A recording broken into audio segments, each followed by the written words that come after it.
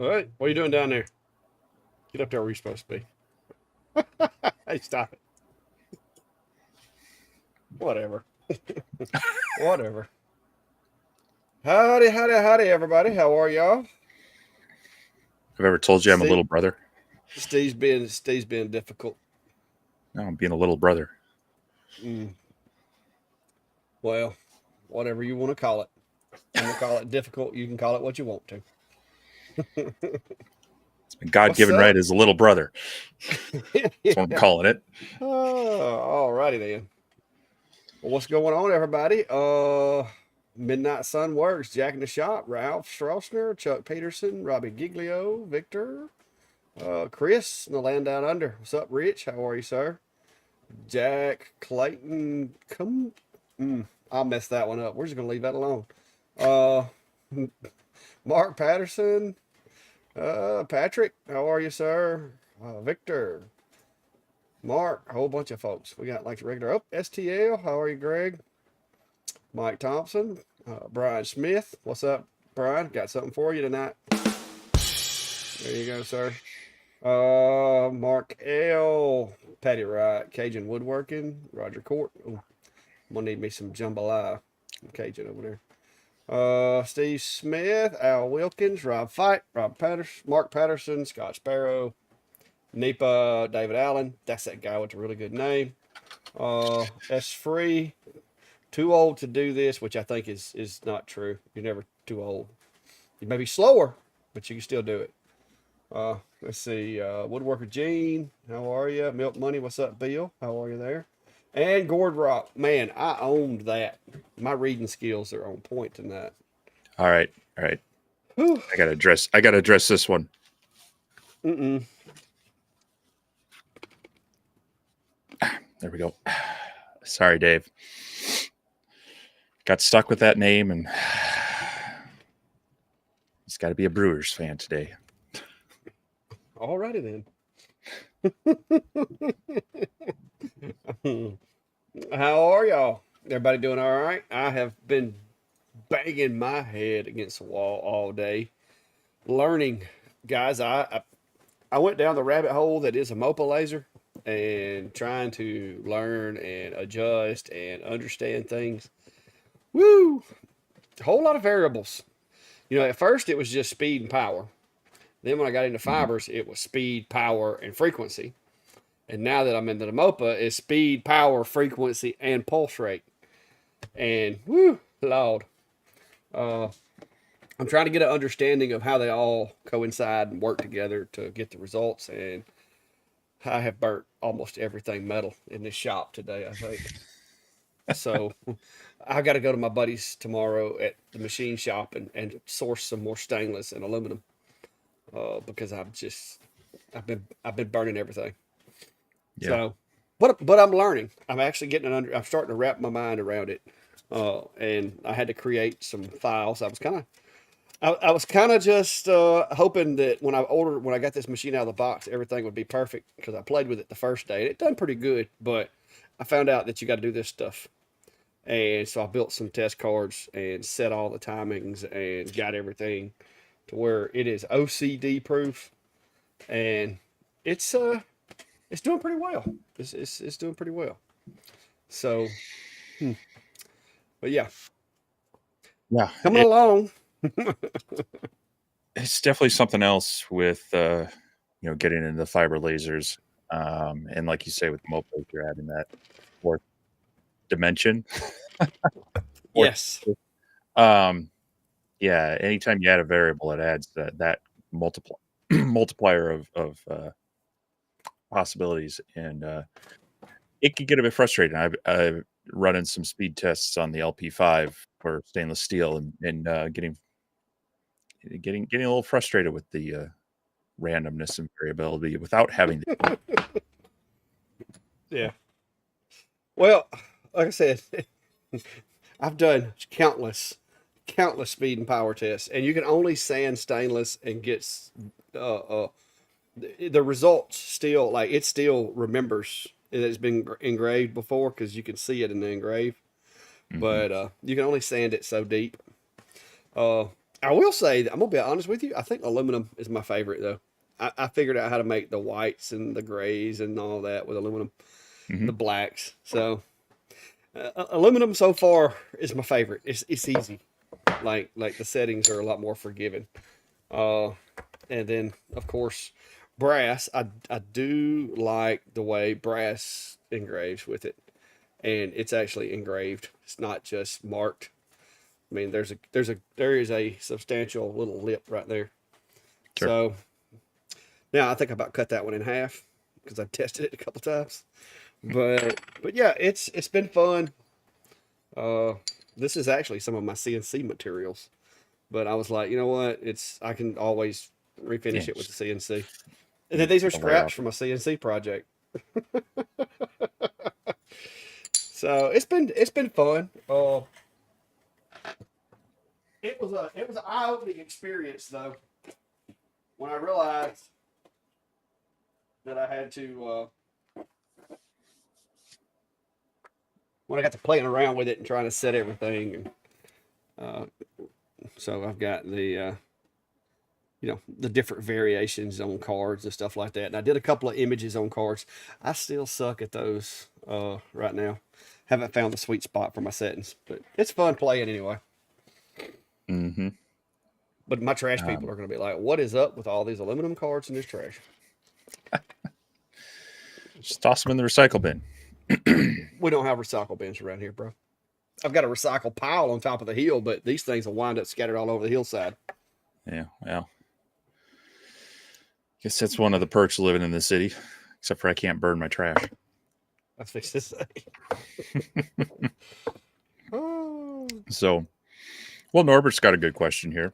Um, what do we do when you get designer's block, wanting to be more Mm, creative, and it's just not coming to me? And no, this one's very real. Um, yeah. Well, so what do you do? typically I just wait to see what the next order comes in is, and if it's something unusual, then it's like okay, content, something to Yeah. play with, something to do, and that's where like I've got a big job coming up for our local. Uh, it's like a regional Central Alabama barbecue cook off, whatever. I've got to CNC make the cutting boards and engrave them. And I've got the design laid out. I've done a miniature, like, you know what I mean? Where I used a piece of scrap wood and just did a miniature version of it. Sure. And so I've got the file laid out. But uh, that's the kind of stuff that comes in. That, or of course, you've seen my wife will be like, hey, I need this, or hey, I need that. So a lot of times she helps me when I'm in those little dry spells. But I got my hand in so much stuff that there's always something for me to do. It's just a lot of times it's not necessarily here in the shop because it's either with the bees or in the yard or wherever. So you never Mhm. know. Um, yeah, Is that deer? it's nice to. Woo. You hear that? What You you hear got? that thunder? Yeah, I It's think ours is vibrating. passed, hopefully for the It's day. But vibrating the whole building. um, yeah, it's nice when you have people bringing you the inspiration of, hey, can you do this? So that's always nice. If you don't have that, uh, browsing. I like to in multiple ways. I mean, you can browse. Uh, join some Facebook groups around lasers. We've got the laser engraving community. It's a little over 2,000 people that share their questions, their ideas, and such. That's one way. You can also, browse online places like Etsy and such. It's a fine line between being inspired and just straight up copying something, I guess. But um, outside of that, going to craft stores, going to craft fairs and such, and there again, I'm not trying to find things that I want to copy per se, but hopefully to get an inspiration on something. But outside of that, also just putting yourself in a situation, giving yourself a theme or a challenge. So I haven't started on the edit on this yet. I was just a little too tired. But one thing I did is I was on a work trip this past week, second half this week, and I decided to extend it a day and go visit a state park that my dad and I camped at years ago, and I decided to do some off-grid lasering, and that the challenge to me was, okay, let's find some things that are camping related that maybe I can make. So I gave myself some parameters and had to start thinking around that. So I brought a few supplies, brought a few things. Unfortunately, had, as Clack just noticed, had some thunderstorm interrupt me. Well, I tried to. Was hearing some thunder rolling and checked the radar, and there was a little nasty cell just to the north of me. It looked like it was going to come and hit me. I was like, okay, well, I better pack some of the stuff away.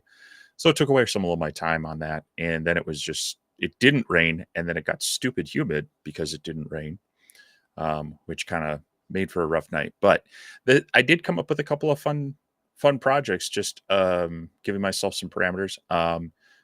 And so I'm going to hopefully have that video out here in the next couple of days. I'm still working through some stuff on some of the machine things I'm working on. So you get to see the results of that.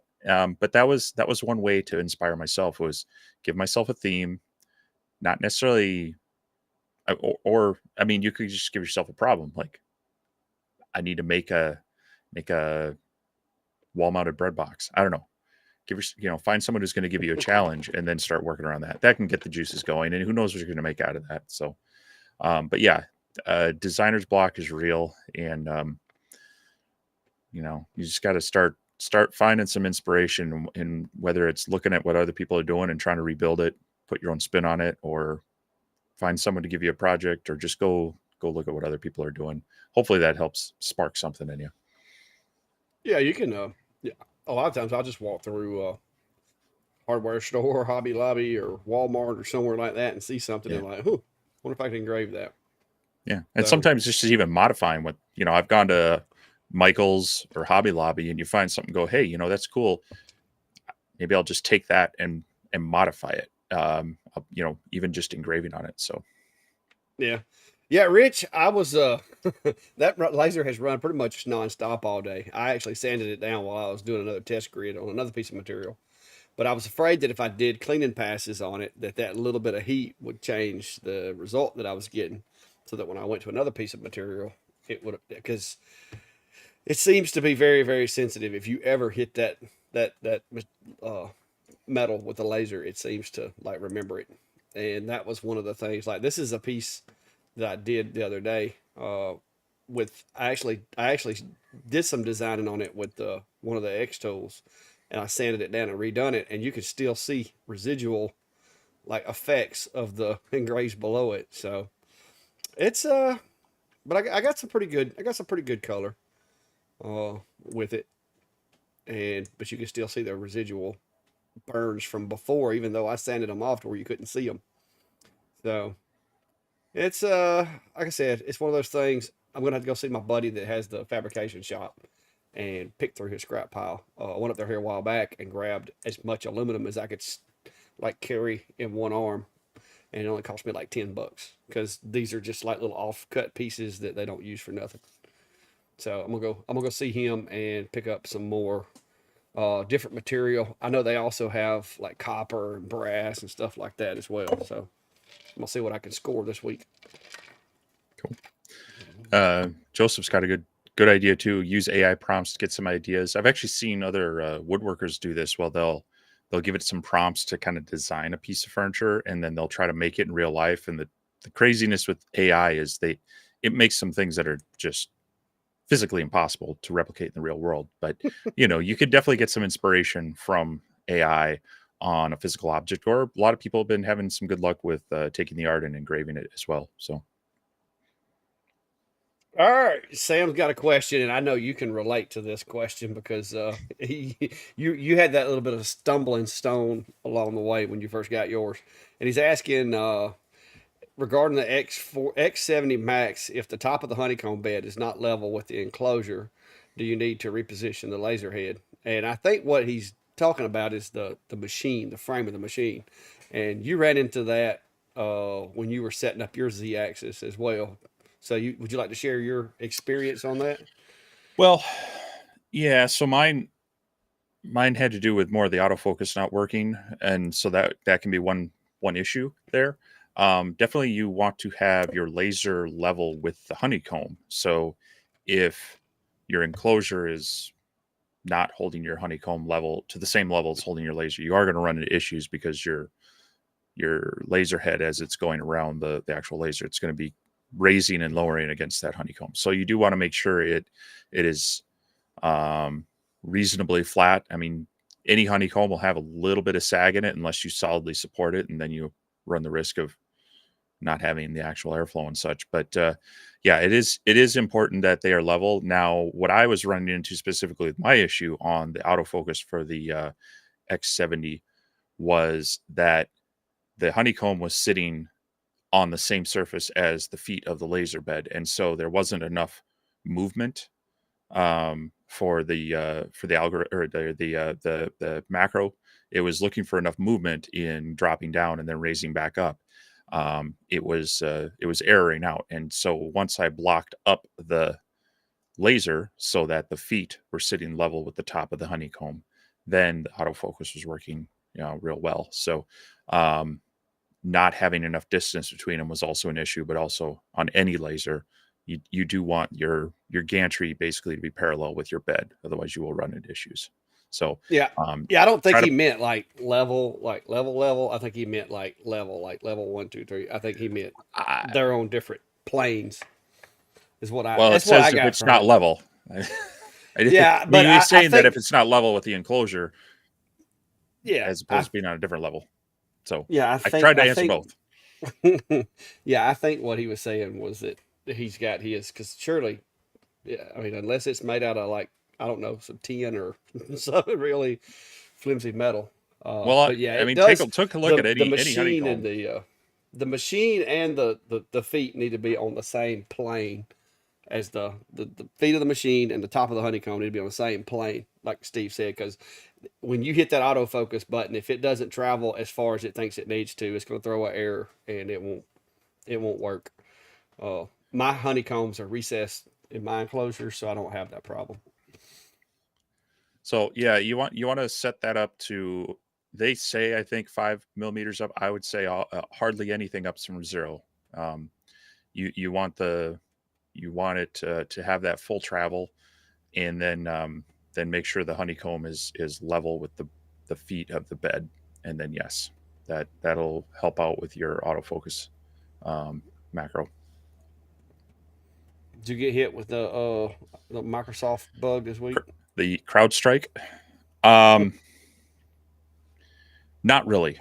Um, there there was a possibility of it affecting some of our Azure services, but luckily for us, it was nothing critical, and it was quickly resolved. So no, which was good because I was actually had a quarterly CIO meeting, all the college and universities with the state system. About 3 times a year, we get together at a college within the system, so it could be anywhere in the state of Minnesota, and that's how I was on the road. And of course, I leave one day and then wake up to this chaos while I'm off campus for 2 days. So yeah, I feel bad for all the people that did get hit hard with it. Yeah, as far as I know, we didn't have any issues, which I don't. Nobody called me, but we have a company for that now. I always wonder, because like one of my staff was commenting that Amazon was sending them like notices like, oh, due to technical difficulties, your packages could be late. I'm like, I think that in some cases people are just like, hey, here's a convenient reason to push them off Yeah, because we were slacking. You know, yeah, it's, I'm not saying that's the case very broadly, but I wouldn't doubt that a few places just used it as an excuse for poor service for a couple days. yeah, yeah. Apparently, Sam saying that yeah, he was talking about they were on different levels, like they were. Sure. Yeah, in any case, I mean, on any laser, it's great to have your honeycomb sit at the, have your laser sit at the plane. The top of the honeycomb is at the bottom of the laser. It's going to give you the most, z-axis movement Yep. possible, or have a way that you could even drop it and such. So, but in that one, it's particularly. Yeah, because I know you were scratching your head going, why did I you? was Because I was starting like, to he's get like, mad at it. why is mine not working and yours is working perfect? And I'm like, I don't know. What did you Oh, do? And he showed me the setup, and I'm like, I think it's your honeycomb. because he had it set up on a basically just like what we would normally do. Uh, whereas I put mine in the enclosure, and so my honeycomb was recessed, and then so went back and spaced. I think you spaced it up with some lumber or something, didn't you? And it Yeah, worked perfect.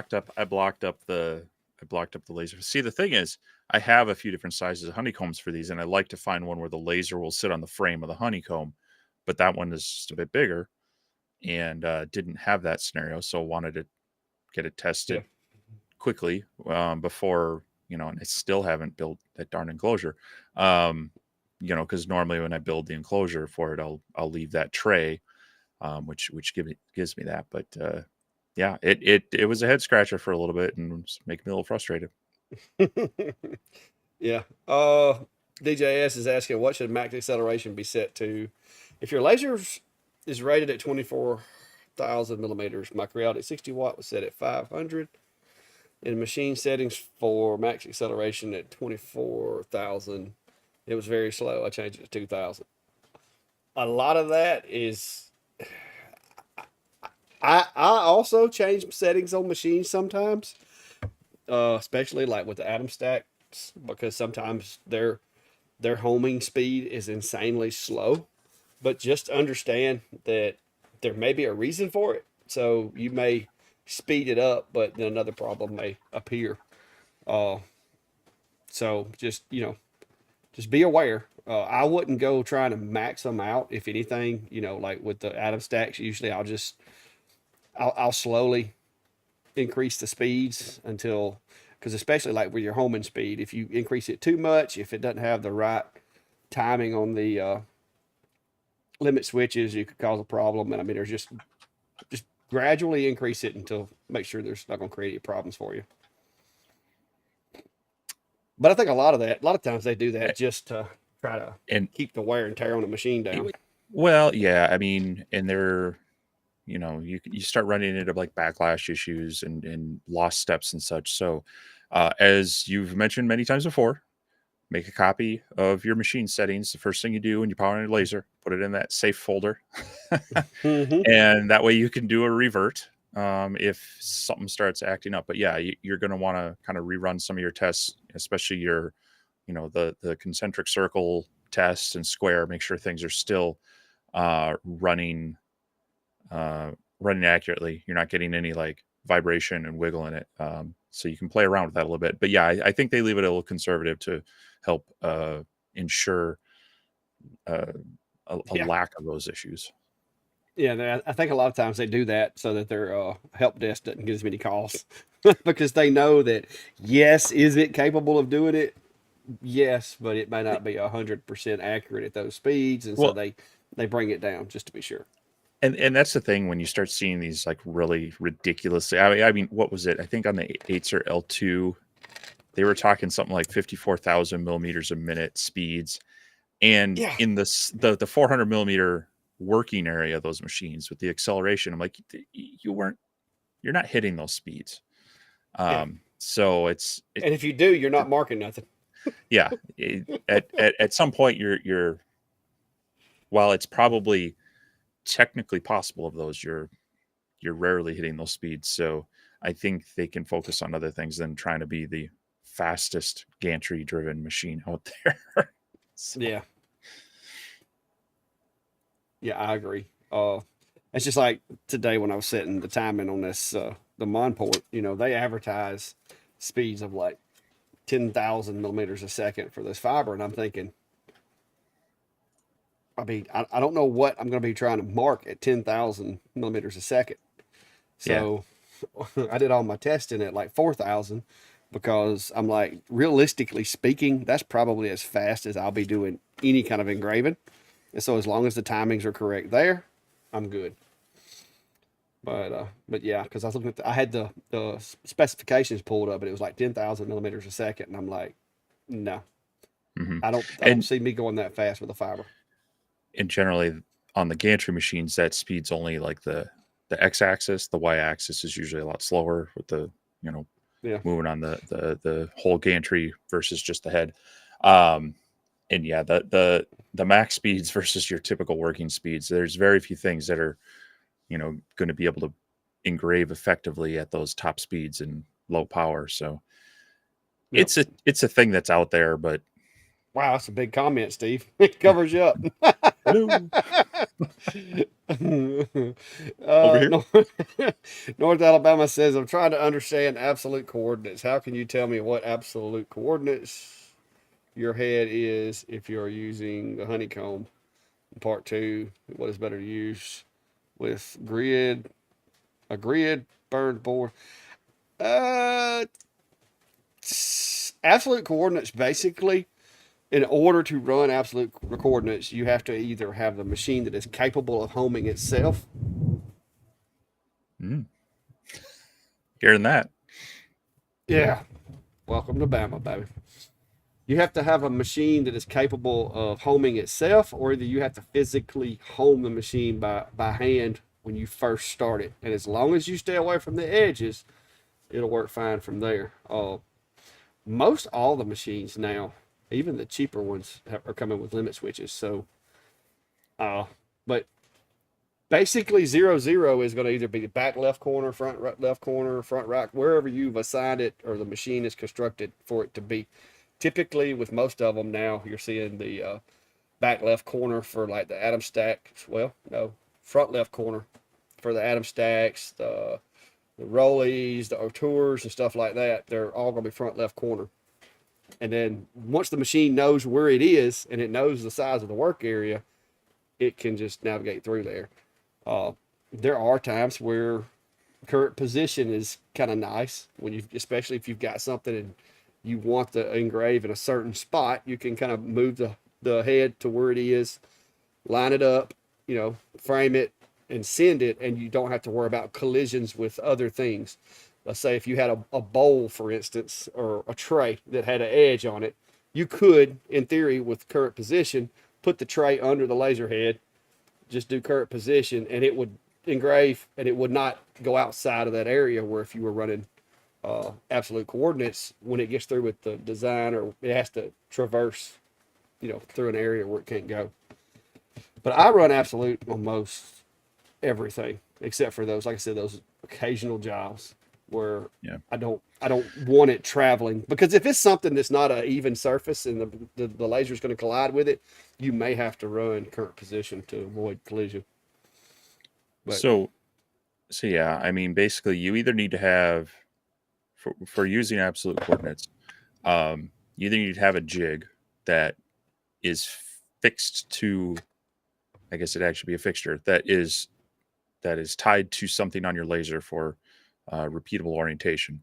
You need a honeycomb like the Lasermatic that keys itself in so that the corner is 0 0. Even with that, though, unless you're putting your piece into that corner, there's no grid lines throughout the whole thing. So you would need to know that way. Or what I've done is if I'm just engraving something, I will then also make a spoil board that is fixed to the feet somehow. And then I'll do out a grid, and sometimes I'll put in common shapes like a 4-inch square and a 4-inch circle for those. And then you know where those are at in your grid, and you can set up your file then to know that, okay, if I go to, coordinate 100, 100, that's, the center of this tile, and then it'll work. But it kind of has to go hand in hand with some sort of fixture that allows you to place your items in that exact point. So if you don't have a way to do that, it's still useful in the fact that you can home and repeat things, but then you need to do a temporary jig. So yeah, I jig most everything. And if I don't do a jig, like you said, I'll throw a piece of scrap material in there and just do a quick line of a shape and then line it up with that shape, so that now I have a common thread between my virtual work area and my physical work area. I now have that marker that says, okay, this is where it is in the virtual work area on the computer, and here is where it's actually at in the physical space. And that way I could just set that thing right on that line and confidently know it's going to be exactly where it needs to be. Cameras are good, but no substitution for framing or jigs. Yep. Cameras to me are best suited for, like earlier, I needed to make a box and I had a piece of scrap material, and I was trying to recycle some material. You know, 1 millimeter accuracy is all I need to be able to drop my shape in those little pockets and lay that out to where I can take a 36-inch piece of wood and just drop 2-inch squares all over it and cut them out.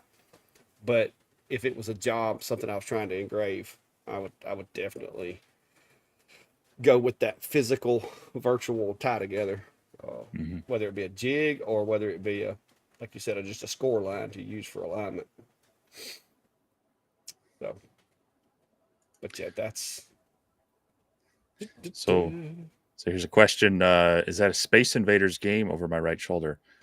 Actually, no. That is a RetroPie arcade that I built with some of my sons early COVID. I can actually turn it on. You can see it light up here real quick. I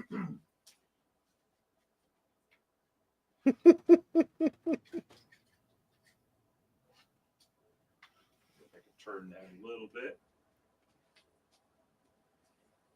yeah. Look at you. You might be a nerd. But it's got a Raspberry Pi in there, and it's got an emulator for various arcade, Atari, and a few other games that I, of course, have the legal rights to use all of those. I'm in no way stealing them. Um, but yeah, it's got some joystick controllers, buttons on there. It even has plug-in for USB controllers. So it's kind of a fun project. I mix my CNC and my electronics and other skills with it. So Yeah. Somebody saying, Clack, I need to know how to make a stove cover to cover an older style electric round element style stove top, and also for the gas stove tops it raises it off the elements and burners. Any help? Uh, yeah, if you got one of the older ones, and it's especially because those things you don't want the weight sitting on the eyes because it can wear them out. So what I usually do is there's going to be a gap in between the eyes, and there's going to be a gaps on the side, and a lot of times it's going to be like a downward dish.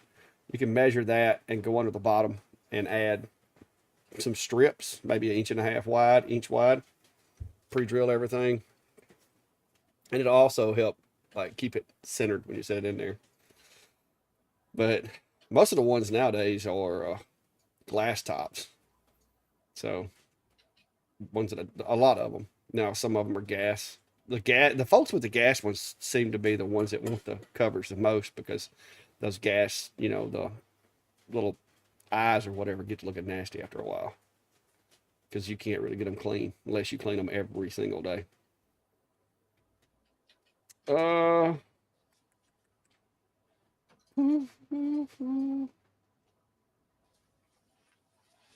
well, extreme elements. I'm hoping that the AMS works pretty good. Mine is supposed to be here Wednesday. I thought it was going to be here this weekend, but unfortunately for me, it was just basically all of my accessories and filaments and stuff. So I've got one coming. It's going to be the, what is it, A1C? And I'm thinking that's probably what Steve's over there tussling with. Oh, yeah, there's his. You ain't got that put together yet, procrastinator? My problem is I'm having to rearrange my living room because, guys, I'm out of room out here, and I don't think 3D printers would do well out here with the dust and stuff. So I usually keep that inside the house, and I'm probably going to end up having to make or purchase an extra piece of furniture to have a place to sit it in my living room because all of our rooms are full. We have no more room. a lot of people grab some of those IKEA shelves. I forget what there's a couple that people like to use, but no, this showed up literally half hour before I left. Yeah. UPS and FedEx had a little bit of a fight over dropping some things off, like as I'm trying to leave for this work trip. So I wanted to make sure I got it secured and then in the house and not leave it for my family to deal with. But yeah, I got back yesterday midday and I've been tired and then trying to wrap up some LP5 stuff. So I've wanted to pull it out of the box. I hope to in the next day or two. But Yeah. like, if I do, then the other, I'll be playing with this and I won't be getting the other thing done. So Yeah. it's kind of it's the carrot to get my other projects done. Corey's got a question. What would be your suggestion for beginner's progression in buying machines? Diode laser, 3D printer, CNC for wood, fiber laser, plasma table. Yeah, it's a big rabbit Yes, hole. all of them. But now I will put it to you this way. First big consideration, where you're going to put it. Because, you wouldn't want to put a plasma table in your living room. You wouldn't necessarily want to put a plasma table in a Depends on if you're married or not. in a really really small wood workshop, because you're going to have flame and particulates that are on fire flying around in an area that is covered with saw shavings and sawdust. So that's something you need to consider.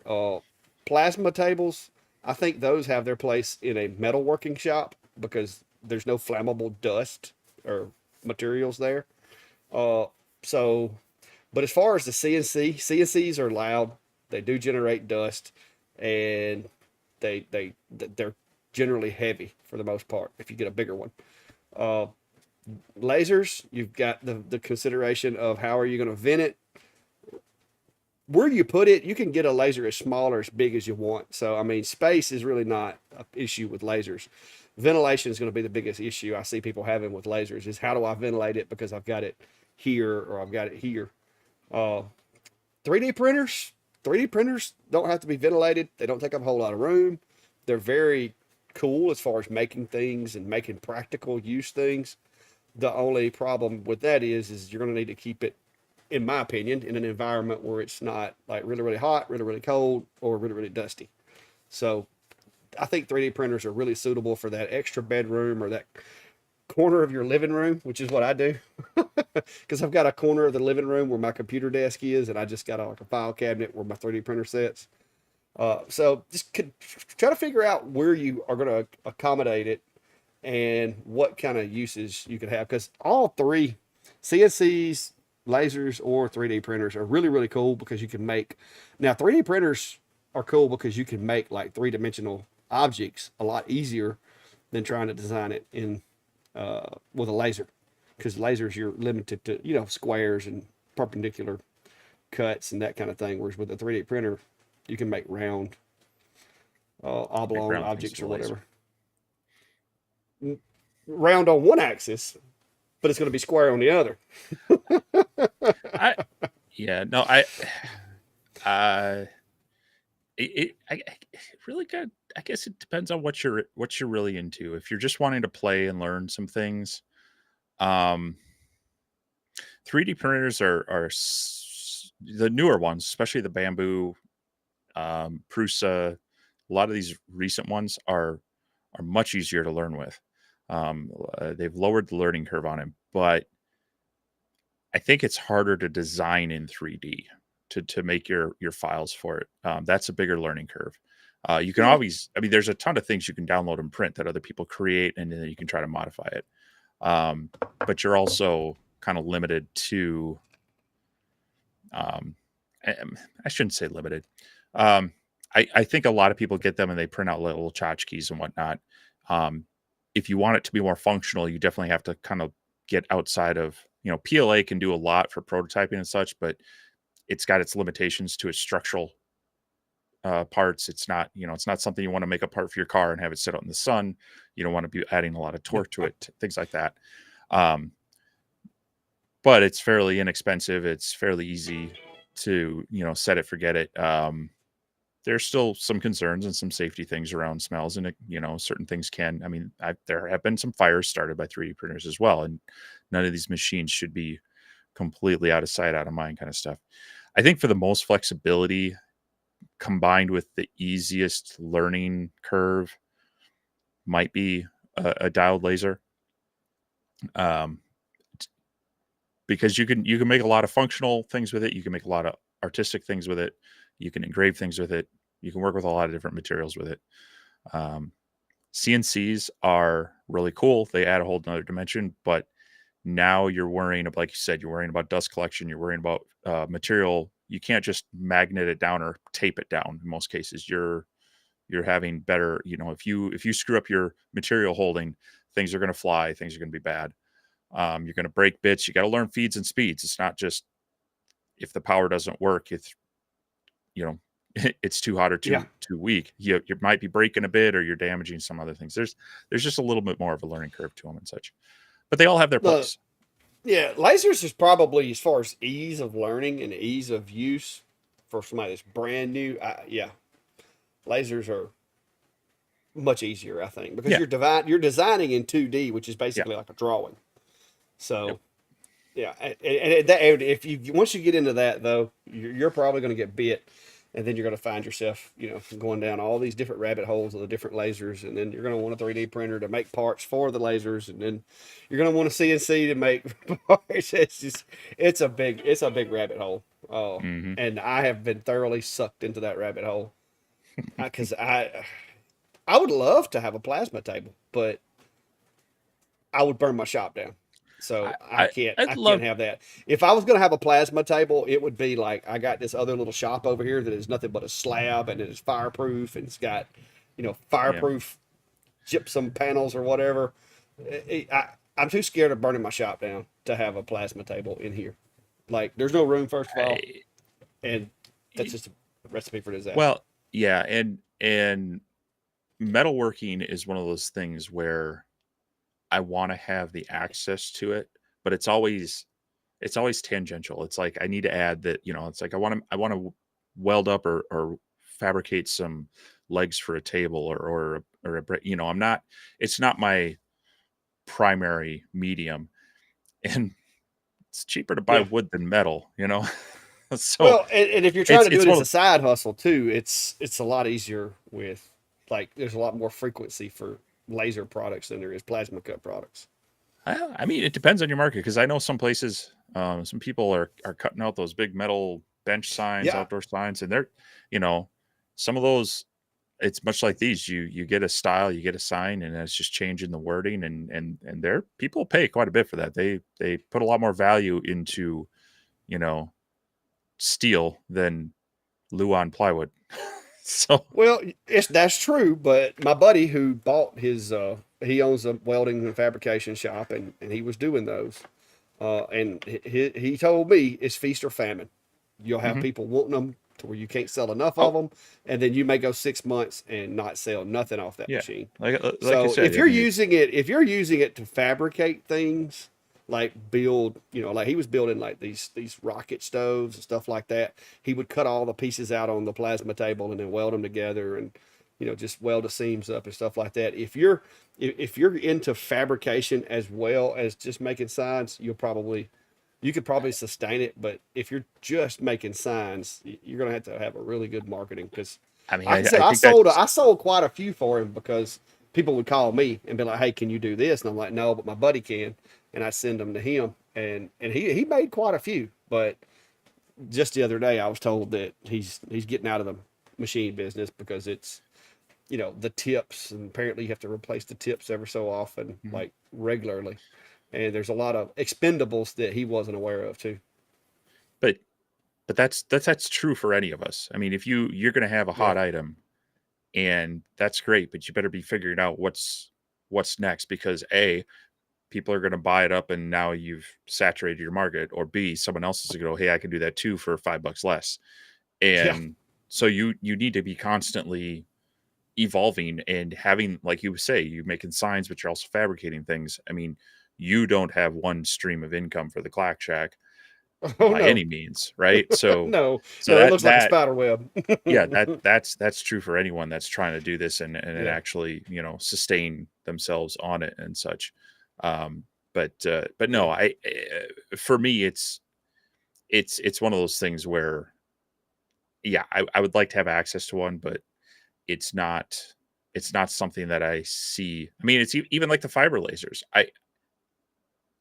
I don't have a justification for um putting. I just don't. I haven't branched out into that yet, and so I don't have the Yeah. business need for one right now. Um, it'd be great to have one, but I can't justify the business expense to get the one that I'd really like to play with right now.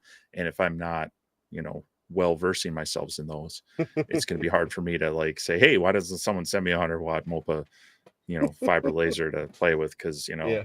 Well, my thing everyone will is, love my content on it. Yeah, my thing is now that I'm actually, because the 20, me and you both have had the 20-watt fibers, and they're, like I said, you can do stuff with them. But I've never really wanted to go after a market that required a fiber laser.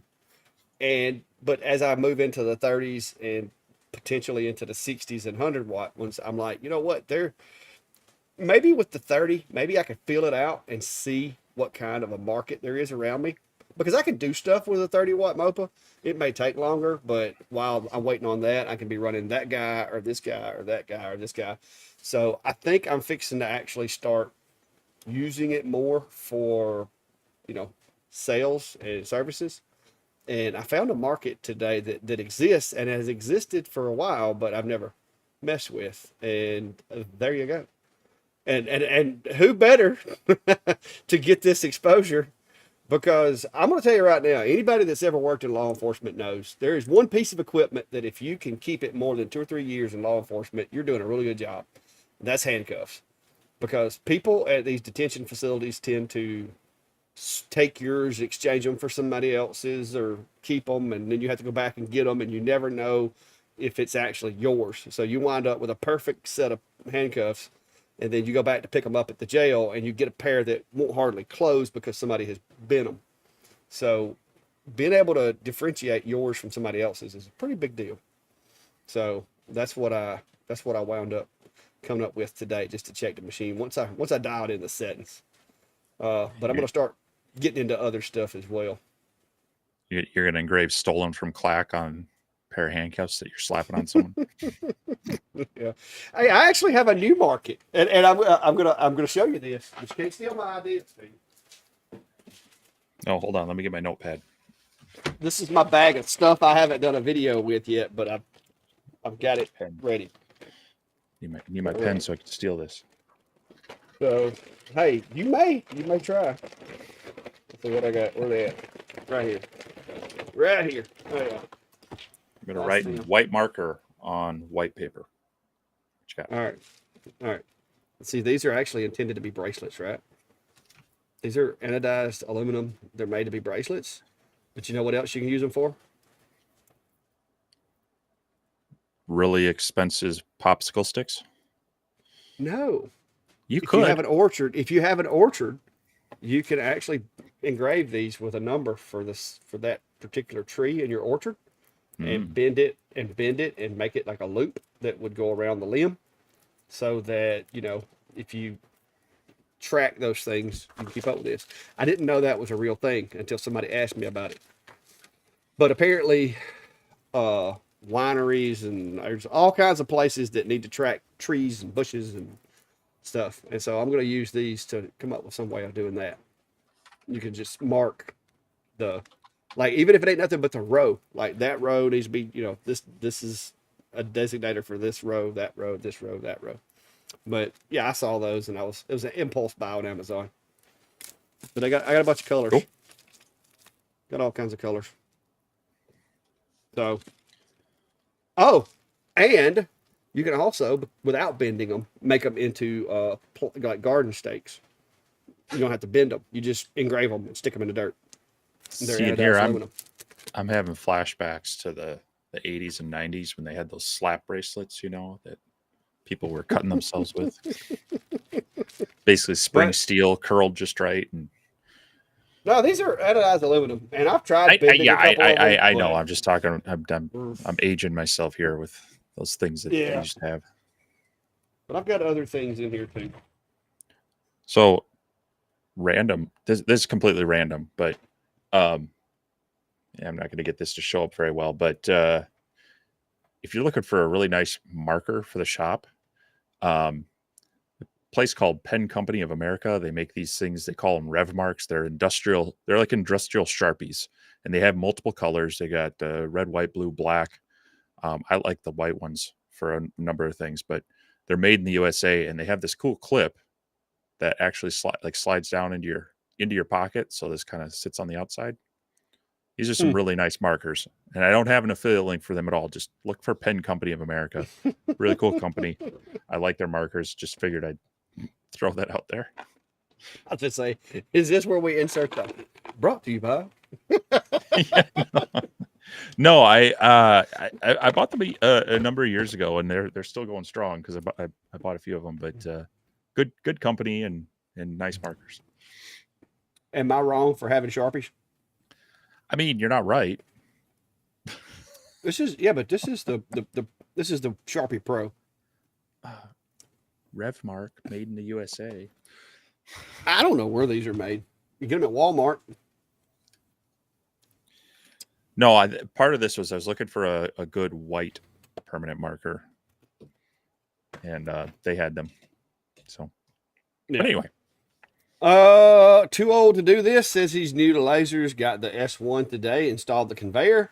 I went to new project and wanted to change it from base plate to conveyor. There was no convey.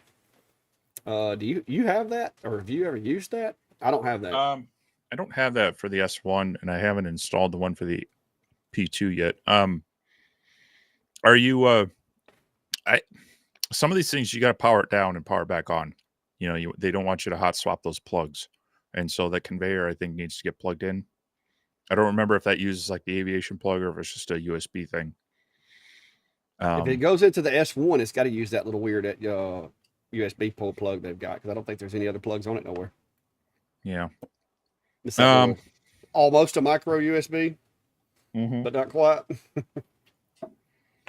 Yeah, I mean, I would first try power cycling the laser, make sure that it boots up and sees it there. That might be the issue, but I haven't. Unfortunately, I don't really. Yeah, have the extreme space saying the same thing, that it needs to be cold inserted. Okay. So yeah, no hot swap on that guy. Yeah, the conveyors are. It's one of those things that I just don't have the space to dedicate it in my setup for the lasers. So it's hard to test that out. There you go, Tim. Yeah, I'm just carrying them on my shoulders, man. Yeah.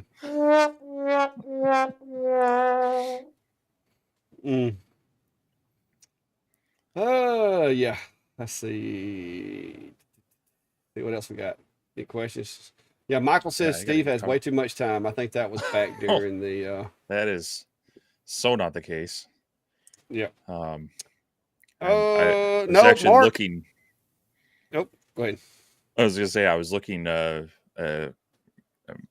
of my staff members sent me a request today saying, "Hey, I need to take a couple days off this week. Is that going to be a problem?" I said, "No, but I'm going to be looking for a couple of days myself off the next few weeks to try to get caught up on things here." So, yeah, Mark. No, anytime I have any kind of issues with machines not homing consistently, that's when I go back up to controller settings and I go in there and change the fast home, slow home speeds and find that sweet spot, or adjust the bounce off in the software. There's a lot of different things that you can do, but most of the machines that I've been getting in lately home relatively consistent. And then once I home the first time, if I'm doing a batch job, I don't rehome. I use a park location and go from there. That way I don't have to worry about it. I know it's going to go exactly where it was the last set that I ran.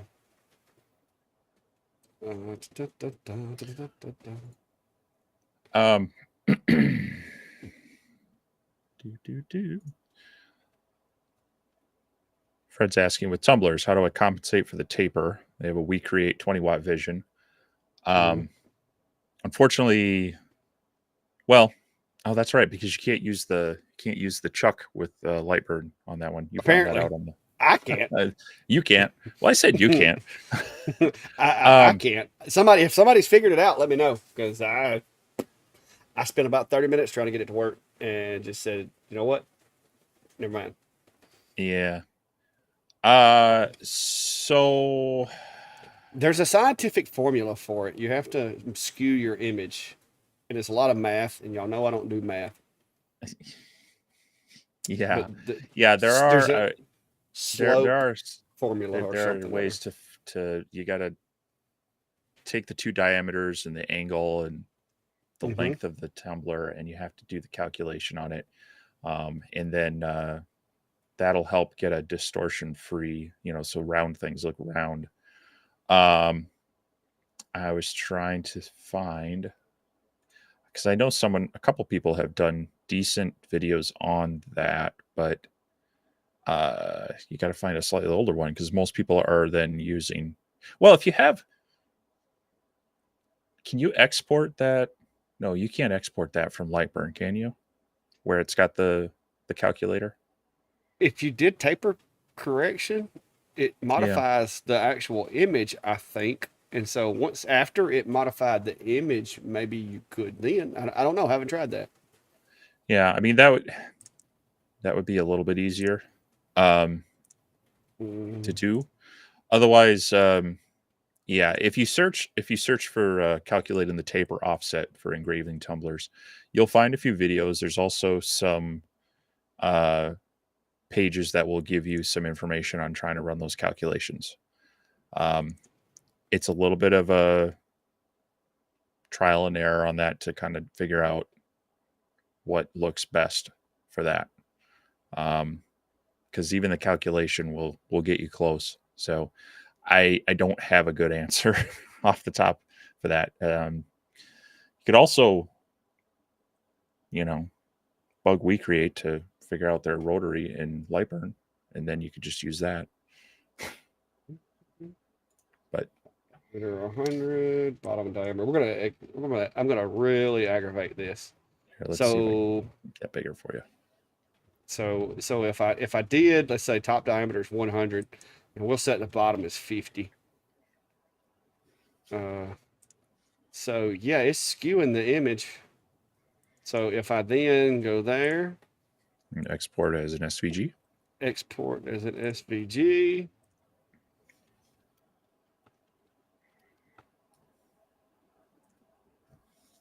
All right. Oh, Inception. Let's see. We create. I don't have a machine to connect to it. It got stolen. I'm telling you should have called the authorities. Yeah, So I but I know think they'll still let me do it. you might not have Lightburn, but they do have a 30-day trial, and you could test out this feature, export it, and see if it works for you. And if you're going to do tumblers a lot Yeah, it with warped your it coming in. recreate, yeah, you might find it's worth the $60 to grab it for So this and playing around with. so yeah, it did warp it. So that should accommodate. If you do need to do it, that should work. Now I'd have to have the machine here to test it, but from what I'm looking at, it spread it out. And if the math is correct over here, which I mean that tool's pretty handy, and it should be. So yeah, that should work, and it would work for XCS as well. So that's cool. I think XCS is built in the Did correction they as well did now. they add one? I hadn't tried it I lately. think so. Yeah, they I even have. usually don't have to worry about that because most of the time the type of tumblers I use don't have that much of a taper. In one of the latest, of course, they still have it labeled as beta. They're 2.0. They must be taking Yeah. some ideas from the gaming world, but just keep their software in beta, then that can excuse bugs, right? Um, Yeah. they've incorporated a kerf offset now as well in XCS, which is nice to see. So it's nice to see, and I know we create. They continue to develop their make it software as well. So hopefully over time they'll add that. But yeah, even if you're using a We Create or an Xtool machine, Lightburn at $60 may be a solution to export files into your software to be able to use them as well. So, um, kind of something I might want to look at. And they have um, their free preview is uh, full functioning for 30 days. So you can try it out, see if it's going to work for you, and Yeah. maybe that one job will pay for it. So Yeah. Dana, no, I didn't do a whole lot of anything with that Monport 40 watt except for acrylic because that was about all I could fit in it. Uh, and I had a bunch of settings wrote down because I had it prior to the library function, and I think I just deleted all that because every time I would upgrade something, it would change. Because when I put the new nozzle on there and everything, it changed. um, Industrial Sharpie. it's when the markers can garner more money from us because they're industrial. Hey, now I will tell you for a fact that this is not the same as this. This guy right here, you would not want to use this in a small room for extended periods Oh, of I've time. had some of those. Yeah, Yeah, the because VOCs on those. this Yeah. guy's like, oh, I mean, Yep. I mean, you can tell it's there. It's not that bad. This thing right here will give You've you a built up a headache. tolerance, haven't you? Mm-hmm. Well, I Yeah. really the Now only we're time, just sniffing markers. I don't know. yeah, like this one right here is stout. Like you can write on something and it will Uh-huh. smell a room up. Well, you can write But on some it things makes with a that one, really and good it'll line. disintegrate them. Yeah.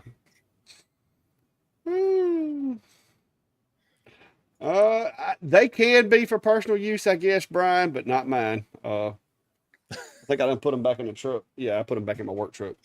Those are my two extra pair for the most part. I keep two on my belt that I sometimes wear, sometimes don't because I'm office jockey now. But I have a total of like 6 sets in the truck because you never know. It sucks to get somewhere and need extras. Mm. Yeah, Dennis is saying he likes the Bamboo A1 Mini. They've had it on sale for recently for 199. Has to be the best entry level 3D printer. I, I picked one up. What three, four? Maybe I've had it a month now. Something like that. Have been playing around with it, and yeah, I am very impressed with it. This little Creality Ender 2 Pro is basically a lampstand right now. But yeah, I plan on, and so then I've got the regular A1 with the AMS. So I'm gonna break that out this next week, play around with it a little bit, and kind of do an initial overview of how getting them set up and using them as a beginner. I think definitely if I was going to recommend someone wanting to play around with a 3D printer, this one has quickly risen to the top of my list, especially at that price and the ease of their software. So Mm.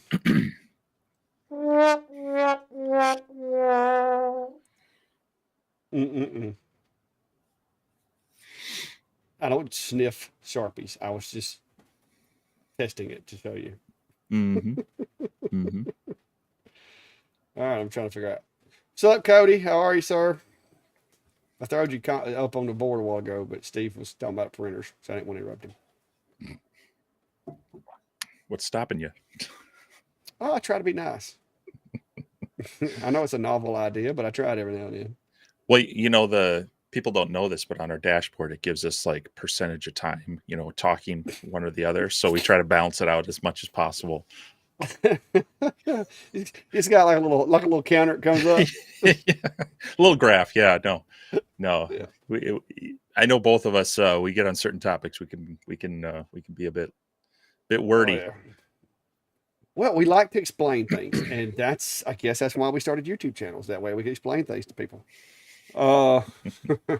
James says his D1 Pro 20 watts currently down. I think the motherboard is bad. Thinking about getting the Atom Stack A40.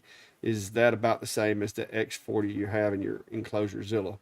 That if it's the extended machine, usually what Atom Stack does, it's going to depend on whether you go to .net or .com. I don't know why they do it. Me and Steve have had this discussion, but it's the same machines 99% of the time.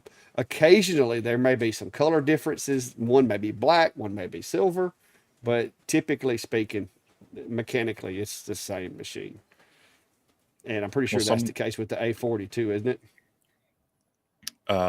Black, silver, and then they have their like dark purple blue color. So if you get parts from a few different ones, you get a whole clown car of an Atom Stack that all works together. But yeah, there's atomstack.com versus atomstack.net. They are similar but different. I think they're technically run by different people, but they are so far. You can kind of compare apples to apples as far as A40 versus X40. So, Yeah. But I say that just you never know. They'll throw us a curveball. So never hurts to compare each site. Maybe there's one that has a discount code that the other one doesn't. I've had good luck from both as far as the machines they've actually sent me and the communication, but I couldn't tell you the differences behind the scenes. Yeah. Yeah, I haven't I haven't had to deal with Adam Stack's customer support. And that's what people ask me. How is your customer support? I'm like, I don't know. I've had 6 of them, and so far I haven't had one go down. So I haven't had to call them. I guess I could just call them up for the heck of it, see if they return my call. But yeah.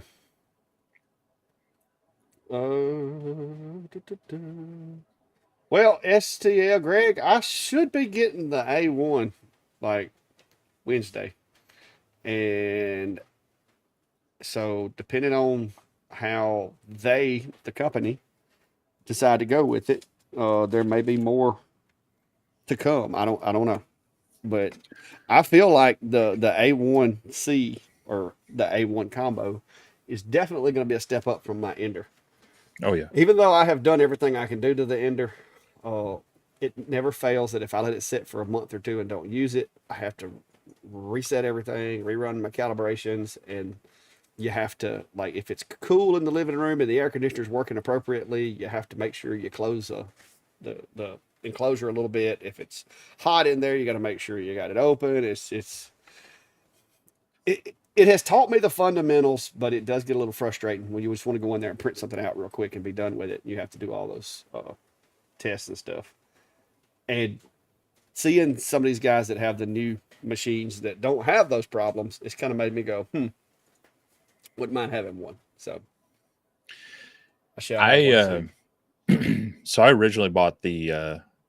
I had been looking at the X1C for a while, but the price tag versus what I needed it for was kind of like, I can do without it. Then they came out. Ouch. At some point. They came out with the P1 series, which is kind of the mid grade, and I thought, hey, that's pretty cool. But when I saw the A1 Mini at basically $200, I was like, all right, I knew I'd have friends who would be interested in it if I found like, it's nothing doing anything for me. That was kind of a no brainer for you basically have about a 4-inch cube working area on that thing, maybe a touch bigger. You can do a lot with that as far as the things we do, as far as making, jigs and parts and things like that. The larger working area is great, but as on a lot of these machines, you're going to find yourself using, 25% of it most of the time. And the fact that it's an open machine that, it's going to limit you on a little bit of what they officially support as far as filaments. So if you're looking at more structural things, getting into ABS and others, you might want to go to their enclosed machines and such. But yeah, I'm pretty stoked with the A1 Mini. I'm excited to play with this one, and I may find myself growing, whether it's my own money or if they're really happy with what I'm doing and they want to help me out with one of their the P1 series. That'd be awesome. Yeah, I've got a buddy of mine that's already willing to take the Ender off my hands. He was going to come get it last night when I showed him a picture of the bamboo box, but then I realized it was nothing but filament, and I told him to stand down until, because I gotta have it in case I need to whip up a little part or something. Because I can do it with the Ender. It's just like I said, I've been watching the videos of the Bamboo Labs, and it just seems like it's a lot less user input to make it work and work right. So that's going to be good. Yeah, Russ, I actually printed out most of the parts to a Saturn V rocket on my Ender 3 Pro. And they came out okay, but I had to like paint all the parts, and that's where things kind of went south. Just my painting skills on PLA was not up to snuff. So yeah, I know they have like a small Saturn V engine rocket that I'm excited to print out as well. So because the geeky NASA space stuff. But that's some of the fun is they have their file sharing stuff built right into their software. So Yeah, and the fact that it came with like the A1 it comes with basically everything you need for that combo that we both got coming. Or you've got yours. I hadn't got mine yet. Yeah, I'm actually hoping I don't know if the AMS, I'm going to have to come up with a bigger area to set it, because Yeah. that's the EMS is going to push it to be slightly more of a footprint than my Ender has. Well, So we'll see. mine may replace my Ender 2 Pro, but I'm gonna have to move this stuff, and so it might sit there. Otherwise, I do have another shelf, a wire shelf back over here that you can't see out of frame. That I just need to see how much space it's going to take up, because I actually Well, have my see, filament shelf above that too. So we can't all have 3 rooms to work in, Steve. I I mean, I mean you can. no. I got kids that live in the rooms that I have extra. So Make them share a room. It'll get them to move out faster. yeah, yeah, and that's a surefire way. Oh man. Daryl says I'm looking at upgrading the Atom Stack X7 Pro. Was thinking about a Lasermatic MK2XW or something like the Atom Stack A40 Pro version 2 with air assist and extension. What are your thoughts? Or something else? Uh, Either one of those two, depending on whether you want to build an enclosure or you want it already enclosed, is going to be the biggest thing. I like the MK2s. Uh,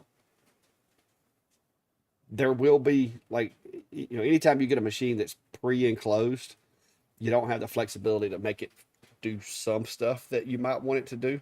But as far as enclosed machines goes, I will say the MK2 is probably one of the better built ones that's on the market right now. But it too has its limits. So that's why, like, my enclosure is just a massive enclosure, and it was built specifically to perform tasks that I needed it to do. And if you're not willing to do that, then you're not going to get that functionality anyway. You might as well go with the MK2. So Yeah. Yeah. I would say the biggest downfall on the Atom Stack series with the extension is you're pretty much limited to building your own enclosure. yeah, I on a couple of these, I'll ask them. I'm like, hey, what's your recommendation for an enclosure for these? They're like, well, we don't really have one. So I'm yeah, like, I mean, you pretty much got to have one. So if you're handy with building one and you want to be able to have some flexibility there, that is great.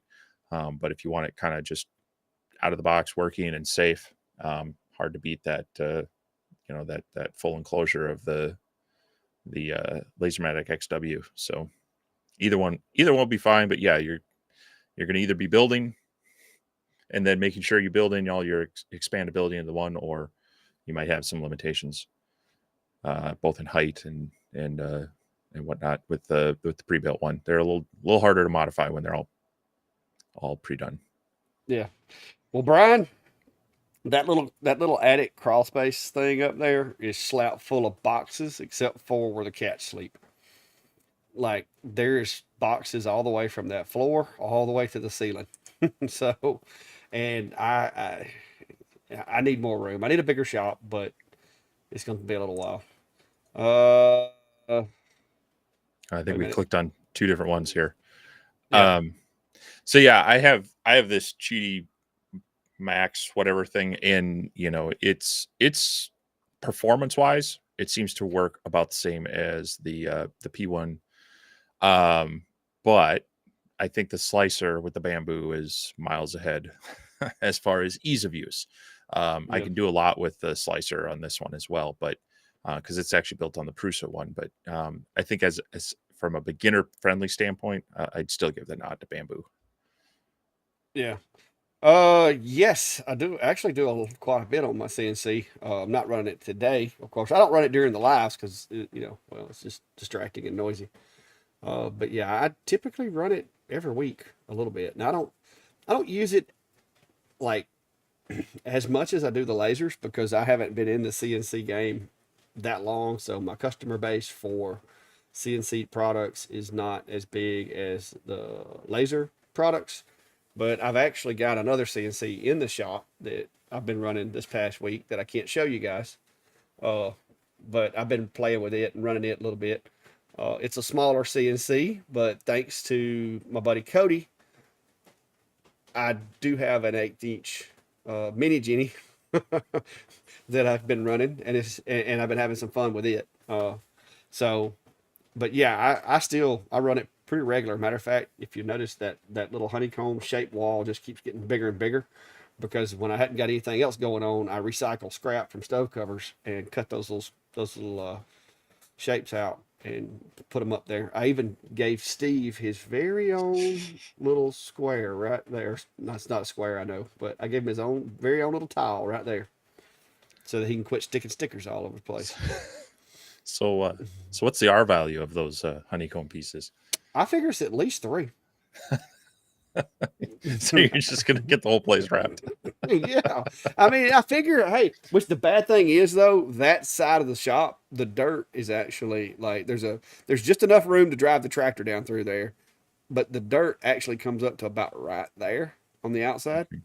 So that side doesn't get any sun. It doesn't get any. So that is the one place I probably didn't need extra insulation, but I got it because it's 3/4 inch pine over top of the 3/4 inch pine wall boards on top of the insulation. So yeah, we'll see. I can't tell y'all that. Oh, Yeah. did we click the same one? I can't tell Nope. you. What part of it's a secret? I can't tell you. Bill. So, yeah. The only thing I'm going to say here is I hope my youngest doesn't stay until he's 30. Hey, I got I one that's might 23. move out. I might move out on my kid by then. I got one that's 23. So, and I ain't trying to run anybody off. I'll build me another shop eventually. But guys, y'all know I've been trying. I had a little dilemma when I got into law enforcement. I worked for the city of Montgomery, which is, of course, the capital of Alabama for any of those that paid attention in geography. Uh, and so I worked in Montgomery for like 2.5 years. Well, it was a big enough city that they had their own retirement, they had their own everything. So when I left the city of Montgomery and came back home to my home county, all those 2.5 years of retirement that I had there were just gone, basically. Uh, and they gave me a little check, which wasn't much, and I paid it towards some bills, and went on about my merry way. Well, a few years ago, Montgomery joined the state retirement system, which meant that my time I spent there was now eligible to count towards my retirement. So I have been scraping and rat holing and scraping and rat holing to buy that time back. And last week, I wrote the very last check that I will have to write to the state to get those 2.5 years back. So I am officially done with that. And I've got some other stuff that I want to try to get done. And I'm hoping that by the time I get ready to retire, I can take and focus some funds on building me a slightly larger shop with maybe actually, and I know this comes as a shock, but maybe actually get one built that we actually plan it to be a shop and not just a pole barn. That's the plan. That's the hope. So Well, I'll have to move if I plan on expanding my shop, or I got to kick people out of other rooms. And I'm afraid that it's more of Carla that's going to kick me out of certain rooms because she's got her hobbies too. So yeah, no bigger shop for me without moving. yeah. Yes, sir, Michael. Mr. Fulmer actually attended my graduation from the police academy with his dual 45 Colt pistols. That was back in the day. I graduated in March the 6th of 1990. No, March the 6th of 2000 is when I graduated the academy. And the reason I know that is I actually graduated the academy on my dad's birthday. And the serial number of my very first issued sidearm was my birthday. So it was a whole bunch of weird birthday stuff went on down there. Hmm. Dennis says he's getting ready to order a set of Jenny bits from Cody and thinks that they are best. I'm sure there are some. I mean, I know there are some bits he doesn't make, and there are probably some bits that perform just as well or maybe a bit better. But you're not going to find a better guy that's helping support makers like you and I both from small hobbyists on up to, some pretty big guys. Cody is just awesome at supporting this community, and he also makes some pretty great bits. And so, yeah, I support him 100% in trying to make sure he stays in business because A, his bits are great. B, he's a great guy. So that great family man that's helping out a lot of people like you and I and others. So I appreciate Yep. that you're sending him some business, and we, he just continues to innovate. I've been talking with him on another project as well that he's helping out with. So yeah, any time we can support him, happy to do it.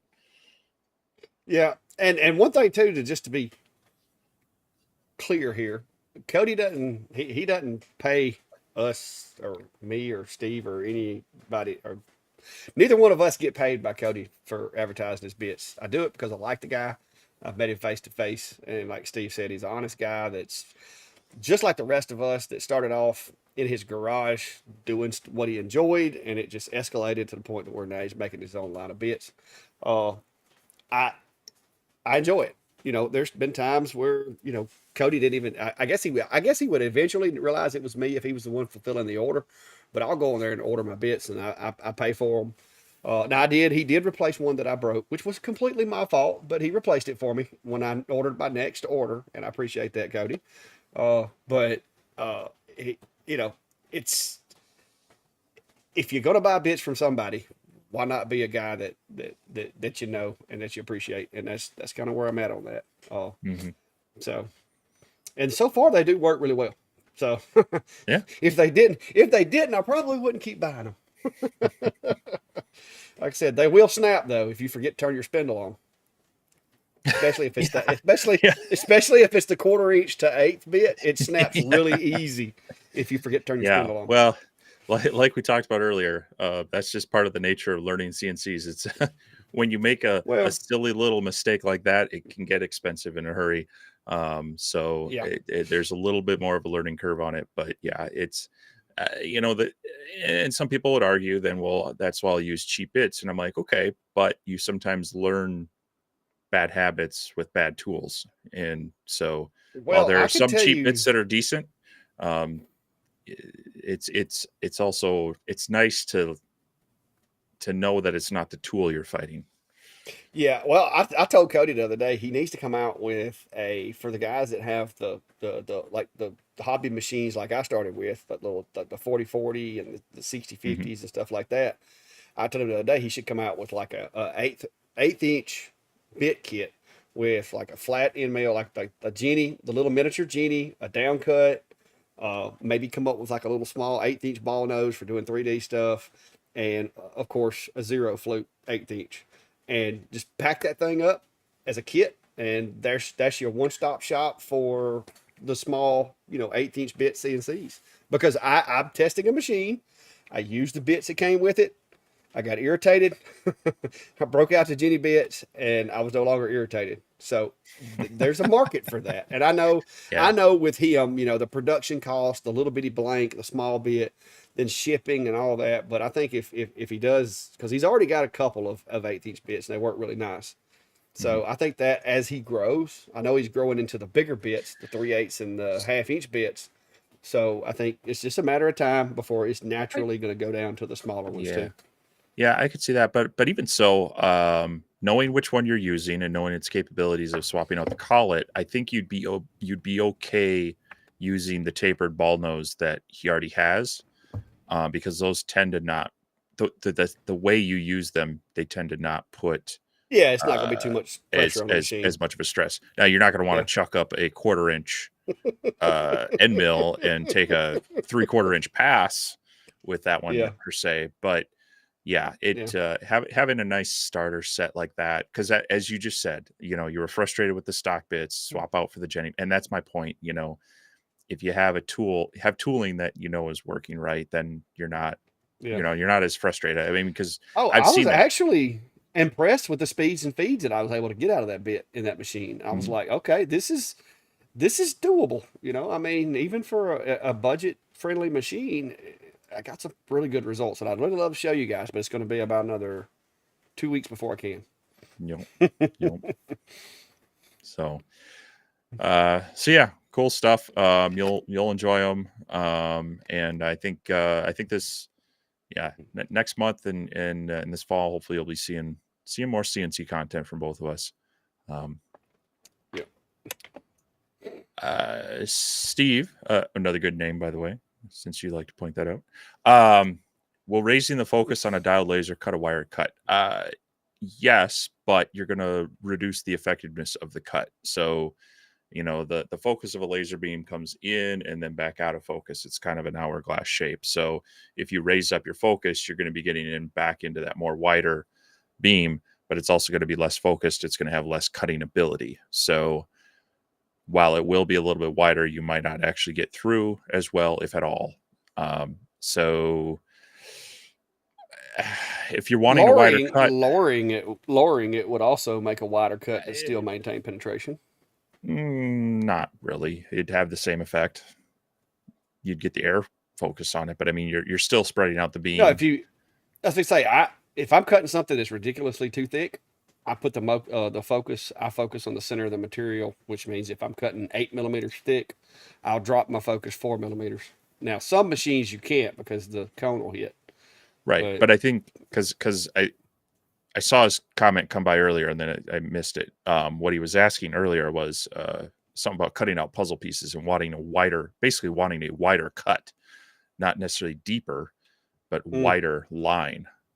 And so while lowering it would widen the curve and widen that line, it's going to lowering or raising it. You're going to move that focus point to where it's going to put a wider effect on it. But you're going to have you're going to end up with less power focused in the same spot. And so you might need to make extra passes and it still get through. If it's 3 millimeter material, depending on your laser, yeah, you may still have the power to get through it. For cutting out puzzle pieces, that's a balance. I mean, you don't want them so tight that you can't put them together and take them back apart.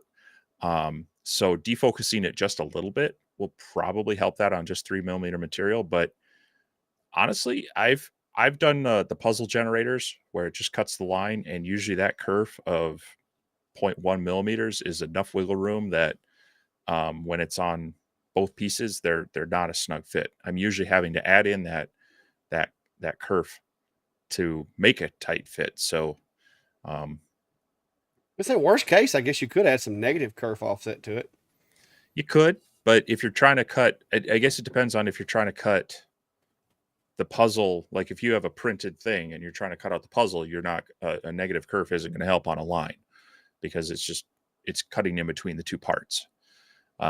Whereas if you're cutting individual pieces, I was thinking individual pieces, cutting them out. If you're cutting them individually, I would think, like I said, a little bit of negative kerf would give you a gap. But yes, in effect, it will leave a wider cut depending on your material. You just might have a harder time getting through the cut. So hopefully that helps you. But I did a video, gosh, about a year and a half ago on creating puzzles, and then there was a puzzle generator creates the SVG, and those pieces on 3 millimeter Baltic birch cut out fine with just the line. It was the whole puzzle cut on one piece of wood, and it worked well. But that is automatically leaving that curve there. Okay, so if you're doing individual pieces, then yeah, play with your curve setting.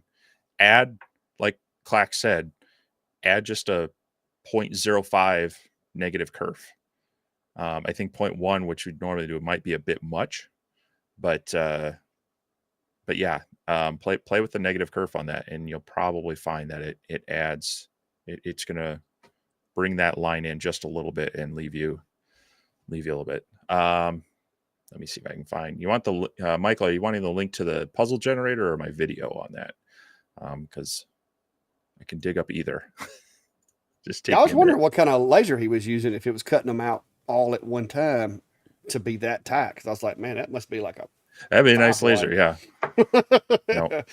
or maybe one of the really high end CO2s or something. Because typically, like I said, if you just cut them out on like the A70 or the A40, you're gonna have plenty of gap, if not too much. Mm-hmm. I say that my 40's pretty tight cutting. I think 40 watts is about like it's is about as high as I want to go for like cutting boxes and stuff a lot. But the 70 does a good job, but it is, you can tell when you start snapping them together, even with the same settings, that it does cut a wider curve through there. Wow, this is a 2-year-old video. Mm-hmm. You might need to redo that. Maybe. Bum, bum, bum. Here. It might be time for a fresh look at that one.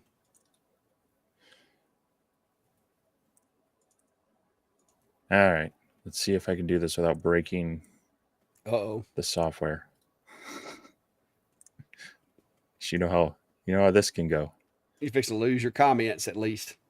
All right. And I will I'll drop this directly into my channel as well, because I know that's one thing about the software. It doesn't post our comments through the software out to both channels. So that's my puzzle making video, and in there is a link to a puzzle generator. It's free.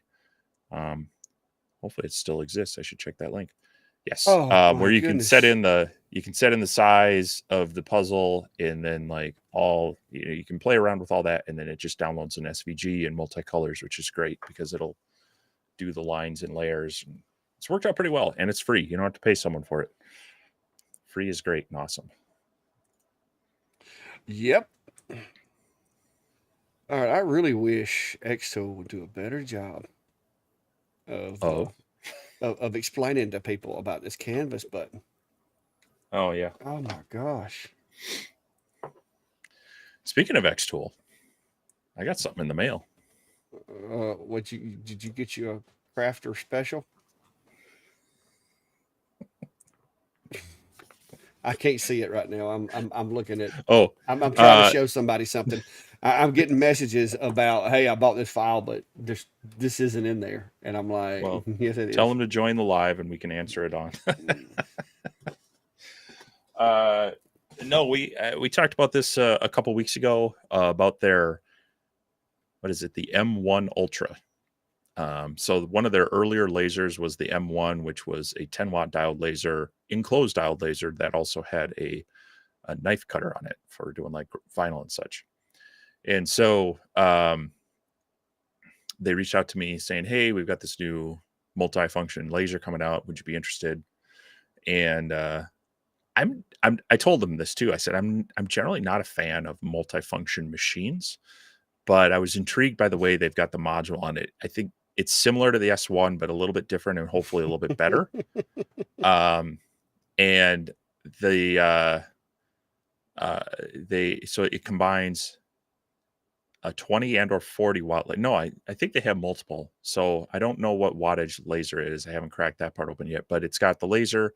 It's got a drag knife. It's got a roller knife for cutting thicker, like fabric and such. It's got a thicker cutter for like leather. It's got an embossing tool for like foil embossing or paper embossing. It's got a pen tool, so you could put an industrial Sharpie in it, or their included markers. And it even has an inkjet module on it. So I was like, okay, this is trying to be a jack of all trades. So I said, yeah, it'd be kind of interesting to play with that, because I have done some, shirt silkscreen printing, and with it also, I don't know if that's 100% with it or they sell it separately, but with it, they have a larger heat press along with this mini heat press.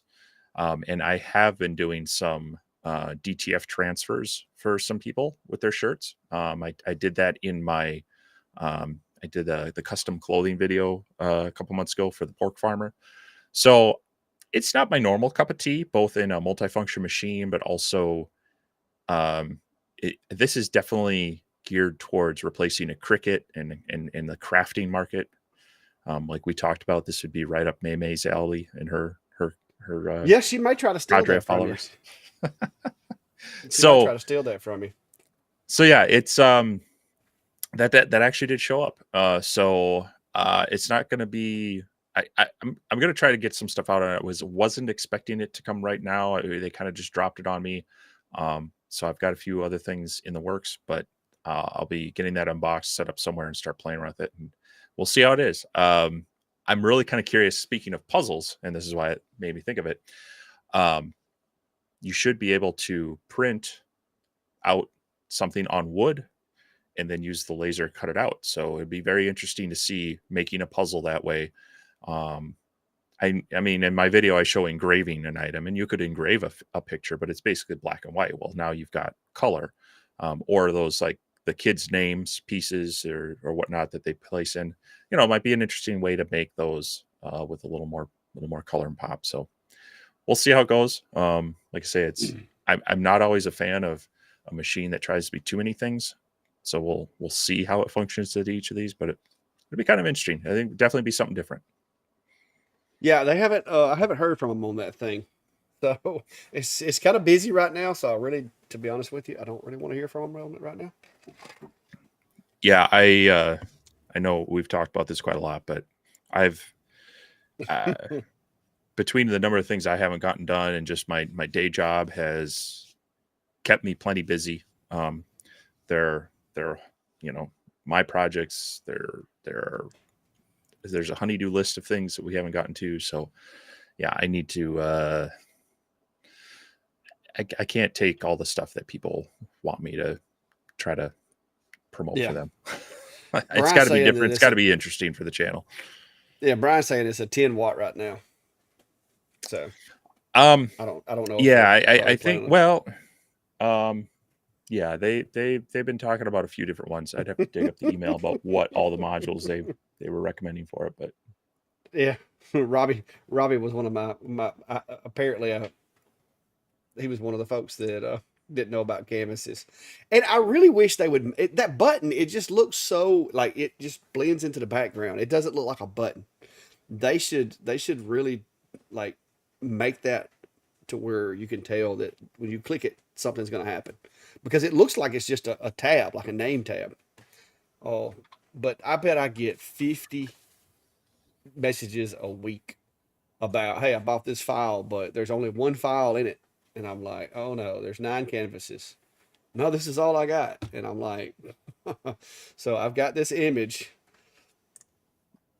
that I've had to make, and I have to send it to people that basically shows this. It's a big arrow pointing to the tab so that they know, click there. But it's just that button is just so inconspicuous that nobody pays it any attention. Where'd Steve go? Steve, where'd you go? I'm hiding in the corner. Oh, I was just making sure they could see your screen. Little Steve. But if you don't know, in XCS, like I said, that little inconspicuous button is the canvas, which is cool because you can actually have like 9 projects going with only one machine, and you can switch between them. It's really cool, but it does confuse a lot of people. So they just need to do better about marking that.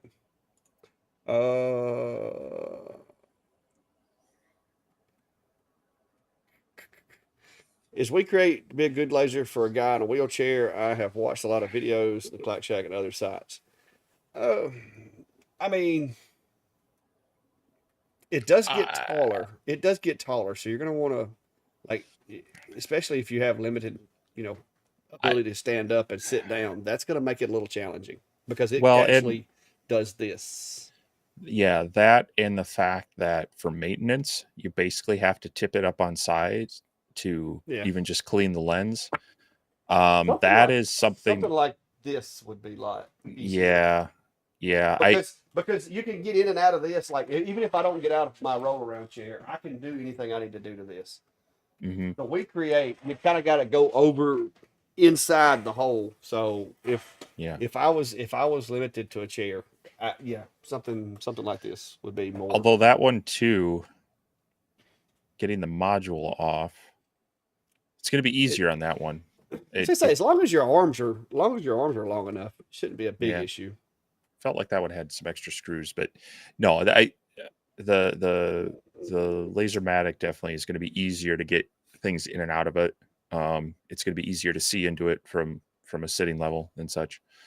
You could put the weak rate down lower, but like you say, you can only see it into the top. And anytime you got to clean the module on it or really get into anything, it's more involved to get into and maintain Yeah. that one. So Yeah, I would say I would have to go with like this guy because you could literally, if you wanted to, if your table was lower, like if you had one of these little desks right here that you can crank up and down, you could actually lower it down to where you could get it at like shoulder height, and that would make it to where you could reach further.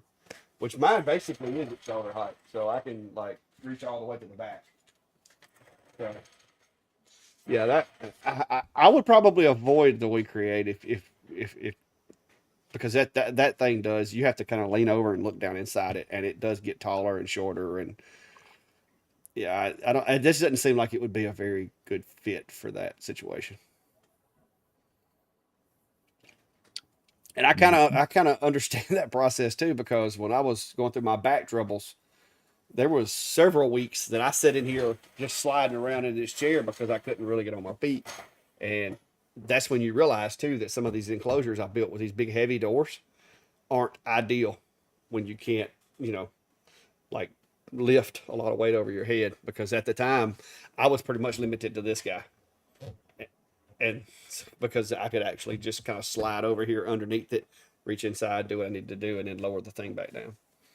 So yeah, and on of course, my first laser with the CO2 had those gas assist lift on the on the whole thing. That was pretty easy, you know. yeah, burn print, carve print. I actually put it in the description, like with big stars around it and everything. I've put README files in there. People don't read them. So I'm going to just deal with it. I just wish Xtool would like make that button more pronounced so that you would know. I mean, I've had people buy digital files and they contact me a week later saying, "Why haven't you shipped this to me?" Mm-hmm. I'm like, it's digital file. You already have it. They're like, well, I thought you were going to send me the actual thing. I'm like, Yeah. Oh, I get a hmm. lot of those. Hey, Lightburn will not open this .zip file. Well, yeah, but they're at least expecting it to be a digital thing, not a. I, I mean, a friend of mine sells a table plan. Build your own table, and I think he charges like $10 for it. And of course, he's got some really nice pictures of this walnut table that he built with it. And then he's had a couple people ask him like, "Well, why aren't you going to ship this to me yet?" And he's like, "You really think you're getting a custom hardwood walnut table for $10?" So, hmm. Yeah, people don't always read. But I was trying to think.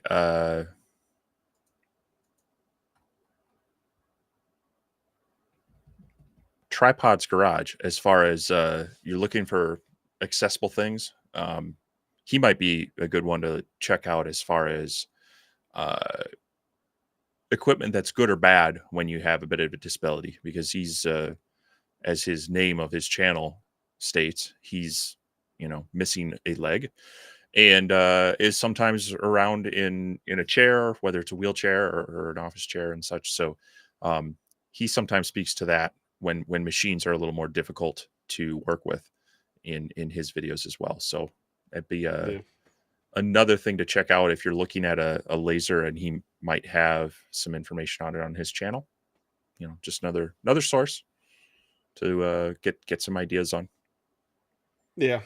And that would be, like I said, with tables and everything, that would be a consideration too, would be, being able to slide under it. Because like I said, back when I was having my back issues and my mobility went to crap, uh, that was some things, there were some things in here that I realized I was like, this works. When I was able to move up and down and move around, but like this machine, it's kind of hard because it's up so high that I have to, to reach in Mhm. there. So yeah. Uh, my chair does raise up. So Ricky's got a bit of an advantage, I guess, if his chair will actually raise and lower. That would give him a little bit of, a little more functionality out of it. But like I said, I think this one would be a good fit because of the way it's built, the way you can you can get to everything.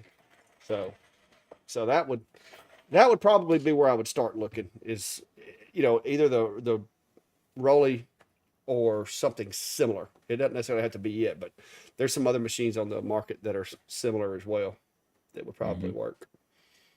So, Yeah, Dave, FlexiSpot does make. They actually have a new one that has, I think, the dual post legs at each side. I think it's rated up to 540 pounds. Um, and I've been very tempted to pick up some of those for both. I mean, just a straight up desk, be able to do a sit stand desk, but also as kind of more of a workshop desk. I know some people who have actually built um, kind of adjustable woodworking tables and assembly tables or workshop tables using those legs for more of an accessibility thing. So, um, yeah, it's a company that has been around a bit, and I've seen multiple people endorse them. So that's a good option to add some flexibility to be able to raise and lower equipment in situations like this, whether it's just for whether you need it for an accessibility kind of thing, or even just for the rest of us that don't want to hurt our backs as much. yeah, this one I got at Lowe's, and it's got this little handle that you can crank it, Hmm. but it's not easy.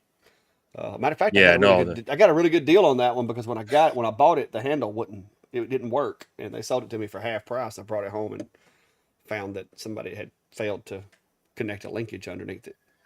yeah, no, the nice one with the flex spots is those are those the electric lifting ones, and you can pre-program in a few preset spots or manually adjust it. They're pretty nice, but I mean, you pay a little bit for them, but you know that's sometimes you get a good deal, but a lot of times you get what you pay for. So Yeah. yeah, I that's how I would buy it. I would definitely be working with either some of the slabs I've got or talking to my friends and picking out a couple of nice ones to put on it. Yeah. Well, if anybody hadn't already checked it out, be sure to check out the laser engraving community page. There should be links in the description as well as the map for the viewers so that everybody can kind of get an idea of where everybody's located.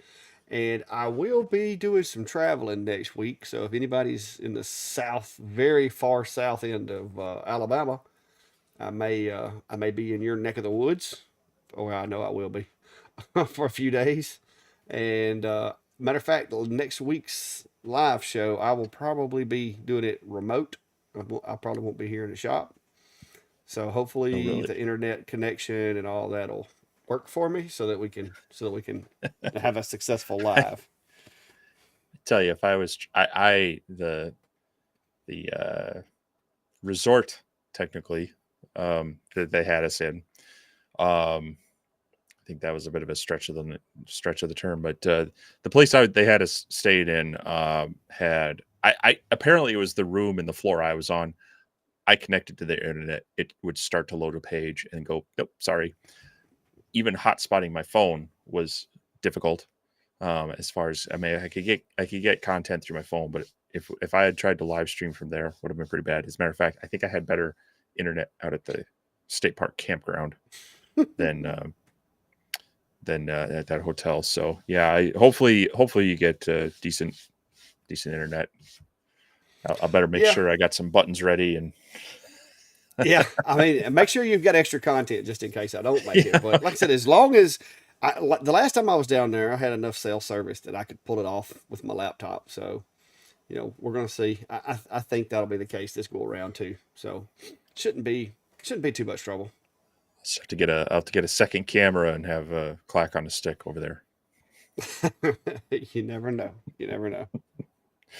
But but yeah. And It's so if either that or I'm in. anybody's near Orange Beach, Alabama, and y'all want to like I don't know maybe one night like try to go have a sandwich or a drink or something, holler at me because I'll be down there, and I'm always into meeting some of you guys face to face.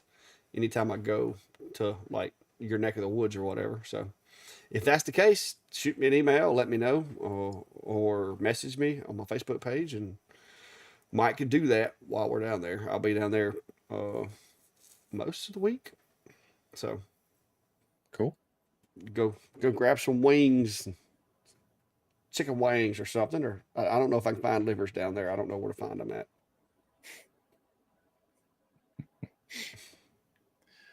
Another one of those places that's smart and doesn't offer them as much. I'm sure there's a spot down there somewhere, but Jack, once I get retired, brother, once I get retired, I will probably be able to do a little more going and coming. Uh, Mostly during the summer because I still do have a kid that's going to be in school for a year or two after I retire. But during the summer, I'll be able to do a little more traveling. I'm going to have to go see Steve like the first summer after I retire. I'm going to go see Steve if I can. Yeah, so my house will be on the market in about 13 months. I can find you. Don't worry. I can uh find you, bro. yeah, no, we'll see. Cody is down there in Arizona and he's actually only just over an hour away from my dad. I may have to I've been so busy this summer. I've taken only a few actual days off. So I may need to burn some more vacation time, and I might just have to see if I can swing down and visit my dad for a while and go swing by Cody's shop as well. Yeah. With black acrylic, typically, yes, you can find that sweet spot to make the text gray or white, but it's going to require some testing and it's highly dependent on a lot of things. Matter of fact, let me grab a test grid.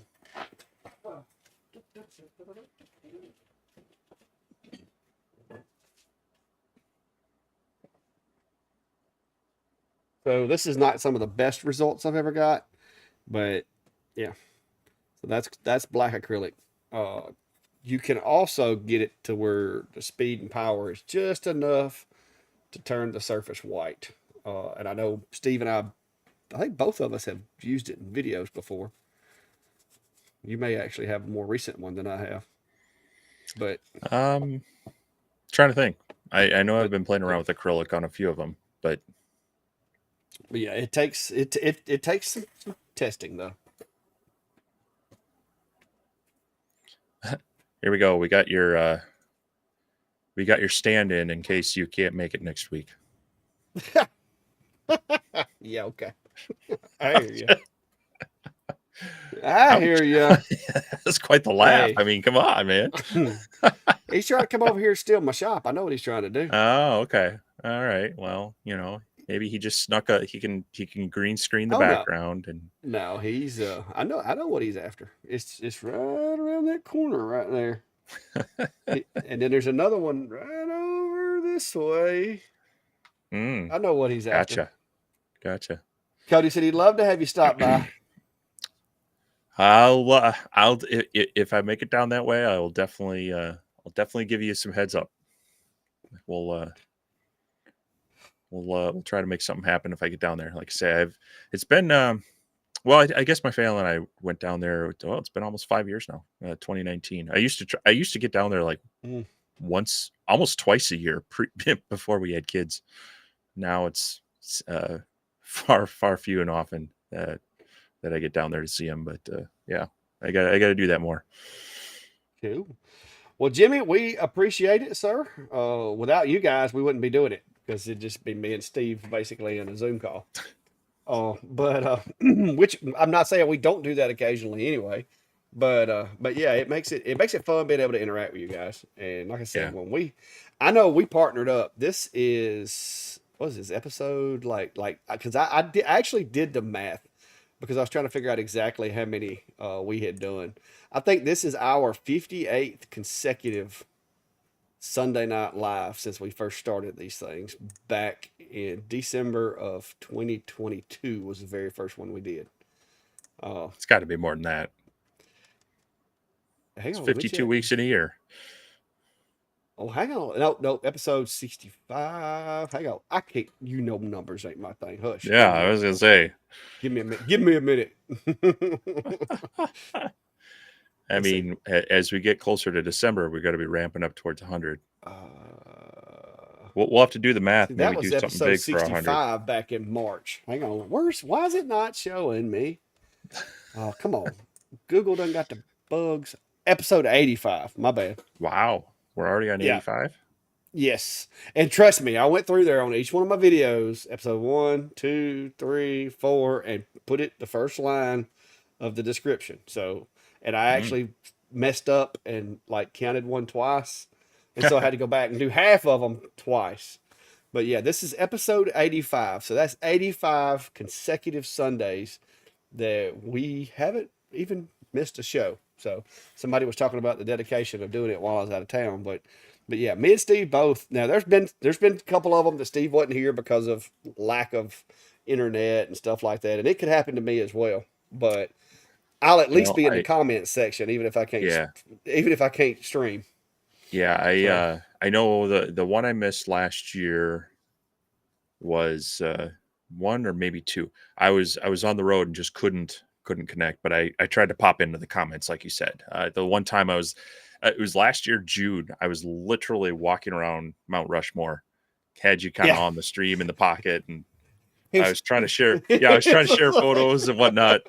So yeah, it was there was that one, and so I'm trying to think. I'm pretty sure there was maybe one or two where maybe I was just in a spot where I couldn't do it, um, but yeah, I mean, if you absolutely can't, we'll see. Maybe we can pull a guest in for yeah. to help cover or something, but we'll do it No, either way. actually, Steve says so. You have no life. No, actually, I do have a life, and this is a like this is I enjoy this. This is not something I do because of the live show is not something I make a bunch of money off of, or I enjoy it, and that's why I do it. And it's my hobby. It's kind of like I'm pretty sure there's probably some guys out there that have this football team or baseball team that they've never missed a game. I don't watch sports. I don't watch. I don't watch TV. Like at night when I lay down to go to sleep, my wife puts a documentary on, and we go to sleep to a documentary. But I don't watch TV. I don't. I have this is a culmination of my hobbies right here. I could care less whether Alabama or Auburn wins. I can't tell you the last time I watched a football game, baseball game, soccer, or anything. This is my Yeah. thing. This is what I do. Yep. And so yeah, I mean, outside of working and this and my family stuff, yeah, it's really about all I have going on. I mean, I do take time to, do other stuff, but yeah, Sunday nights is usually kids going to school the next morning. Got to go back to work next day. It's not like I'm out, I don't party. I don't go out drinking or anything like that. So I'm always at home on Sunday nights. Yeah.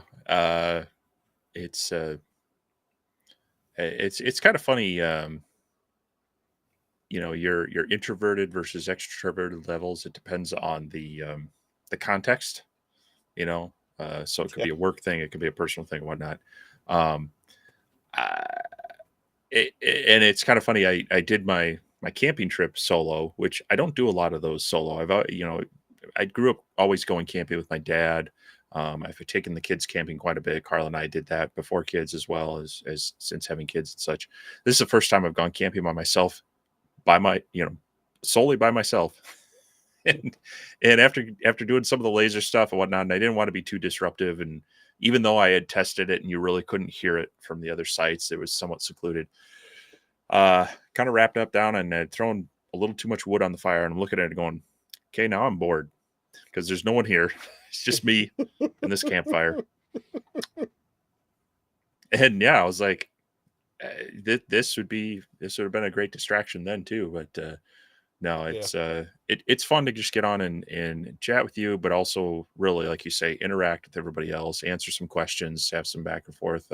Hopefully, be inspiring a project or help decide you know, is this the right tool for me? I mean, it's kind of what we do on our videos, but we get that instant, you know, back and forth feedback, and Yeah. it's enjoyable. So yeah, um, it'll be fun, and it sounds like Platypus Unum did the math, and episode 100 would be right around November 3rd. Yeah. So That sounds about right because it'll yeah, be December. The first week of December should be about 104. yeah. So yeah, it was So because it was the first one we did was either on a December 3rd or December 4th, and then the 1 year mhm, anniversary was 3rd or 4th. Uh, yep. but yeah, but now I do like I said I do hunt some. I haven't since I started doing the shack thing though. Because guys, here's the thing: I don't like cold, and I don't like getting up early. So I'm just not a real good hunter. I'm an Well, it's a good afternoon thing it hunter doesn't get at cold down best. there. Yeah, and that's why I'm going to come visit you in the summer.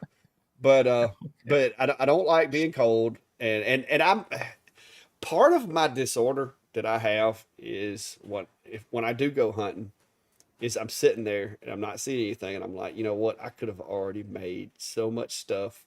I could have been researching this. I could have been doing that. And then I'm like, well, you know what? I can do it on my phone. And so then I start looking at stuff on my phone and then all of a sudden it's like you hear and you look down and there's a deer looking at you and it runs off. And you're like, well, crap. You know, I should have been paying attention to that, but I was too busy Yeah, researching, you know? yeah. So I enjoy hunting, but See, that's it, it's just not, I mean, because I don't shoot that I much. I do a lot of looking and taking pictures. I don't do a whole lot of yeah, shooting yeah. because shooting a deer that doesn't know you're there is really, really easy when you've trained and done the things that I've done.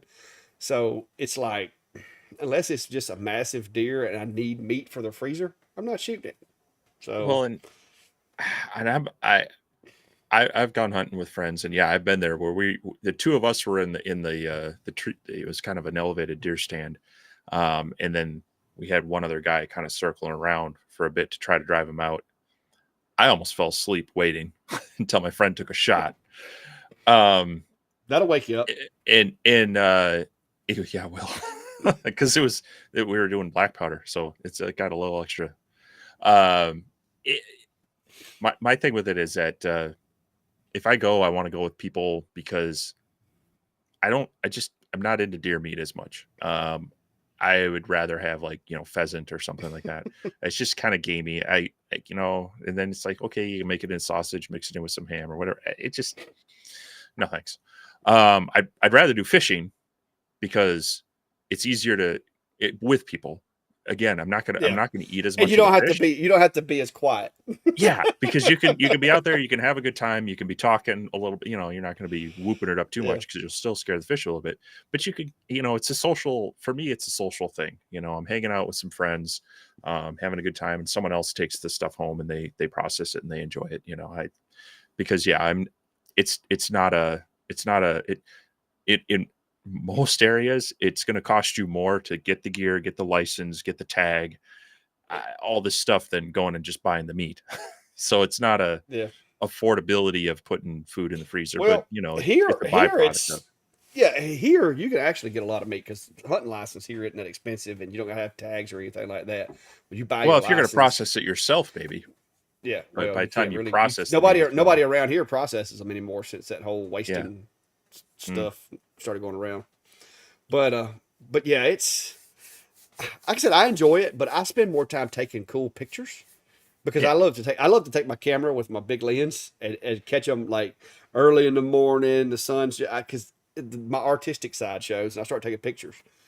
And Hmm. I have a scope that I can video record everything through the scope and all that, and I enjoy that part. But I just don't shoot that many because, like I said, I'm the only person in my house that eats a lot of it. My wife will she'll cook some of it, and the kids will sometimes eat it, but it's just there's not a really high demand for it. Uh, but now the fishing, oh, I love me some fishing. And up until recently, didn't have a boat because I sold it a few years ago. Though that was actually the reason the shack was built was because my boat used to sit over there when it was a pole barn, and then my tractor sat right here. So I got rid of the boat because back then I was working 3 jobs. Like usually 60 to 80 hours a week. I never went, and I was like, it's just taking up space. Let me get rid of it. But I got me one now, and I'm gonna make it a point to use that thing at least a couple times a month because I really do enjoy fishing. So next time you come Yeah. down, we'll take you and let you do some fishing. Well, you'll have to give me the rental gear because my I my got some. my fishing gear is so outdated that it's pretty pathetic. I'm not even sure half of it would work Oh, I had to anymore. But reline all my rods because they had been underneath that yeah, see that floor right there. I've got yeah, strips, and they had been up underneath there for so long. Dude, I had to take them outside and hose them down. They had dust all yeah. over them and all that. But Yep. Samuel says Yeah. he has no room in his freezer. Had a whole cow and one pig in the other. I was gonna say I'm in the same boat. Last fall I did a video on customizing some acacia boards for both the pork farmer and the beef farmer that I work with, and yeah, I just picked up my van load of beef from the processor, and luckily the pork farmer I work with he does we kind of it's a mutually beneficial situation. He's got some customers that are super picky. Like they want their chops to be the same thickness, the same cut, the same weight. And I'm like, I don't care. It goes on the grill all the same. So he makes me a good deal. Basically, he gives me the whole pork, the whole hog price a la carte. So he provides me with so much every month. I'm paying him so much every month for the pork. And I said, I don't care. You got the picky customers, let them have that. Just give me them in roughly this size between these weights. I'm good. So yeah, and they're both local. They're local farmers for me, and I always appreciate that. Yeah, we just placed an order the other day because we ran out to get another quarter cow. We usually just get it a quarter at a time with some friends of ours over at Calfee Cattle. They do it, and a quarter will last us a pretty good while. So, whew. And I just had to I buy got a bigger freezer, so I got plenty of room. But sweet. burn carve Pritt, I've actually got a Tacticam adapter for my sniper rifle or my hunting rifle or whatever that I want to put it on. And I also on my AR actually have a night vision scope that has video recording capability. So so I do a lot of photographing and printing or photographing and stuff when I'm working with my rifles. But the Tacticam actually slides over the eyepiece, and it's got a little thing that adheres it, and it just uses a series of mirrors to where it records the video on this little camera, and it doesn't interfere with the operation of the scope. So it'll basically mount on any scope on the market, and it works with my tactical scope as well as my hunting scope, which are very similar. Cool stuff. Yeah, Yeah, if it weren't for YouTube's policies, I could show you guys about all that, but you know how that goes. they like They to might they like to label clamp me down on it as every time. they might label me as a some type of activist or something. Well, more so they would just unmonetize your stuff and not show it to anyone. I mean, they'd say like, you're still out there. We're not blocking you. They're just not giving you any money or We're just promoting anything. yeah, but So but I do have yeah. other outlets that I'm not monetized on that I really wouldn't care. So Hmm. if I ever decide to do that, It's your OnlyFans page, huh? no. Hey, I it's don't for have one of those. anything.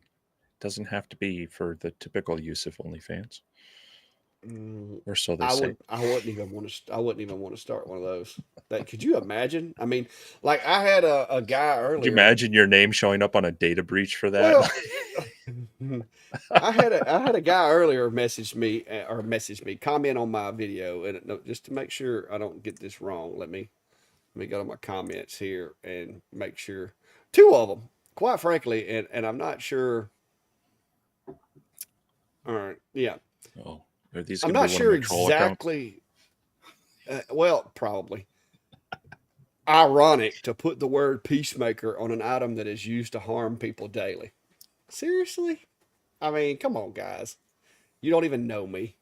But yeah, my response was basically, yeah, keep scrolling. And then, hard pass on the scripture. I hate it for you. Uh, I mean, I, I, I I don't know why people think that I really care about their opinion when it comes to that kind of stuff, but I, I mean, their mama must not ever told them if you ain't got nothing nice to say, keep your mouth shut. So, but have you ever hog hunted? Joel, I have. South of here, they're really bad. Like they destroy crops daily.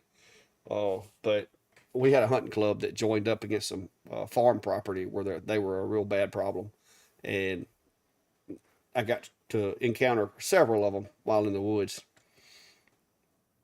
They usually come in like groups of 12. hmm. Can't say we have those up here. Supposed We have supposed to name other them. things to worry about. So, funny thing, while camping, normally I see some form of wildlife. Um, Did you see a Bigfoot? well, just my video I posted about that. If you're following me on Instagram and Facebook, Did you, um, you did see that one, right? Yeah, you yeah. commented. Um, Did you see the thumbnail no, for no, tonight's video? no. I guess I didn't look too close. Should I? Oh, nice. Uh, yeah. Normally we'll see some form of wildlife. Nothing too dangerous, but generally more wild than typical. But this time there was literally a cat comes rocking into my campsite. Not a friendly or tame cat. Looks at me like, "What are you doing here?" And then kind of runs off into the wood wildly. And I could hear another cat out there. I said, "Well, I guess that's why I'm not seeing any wildlife."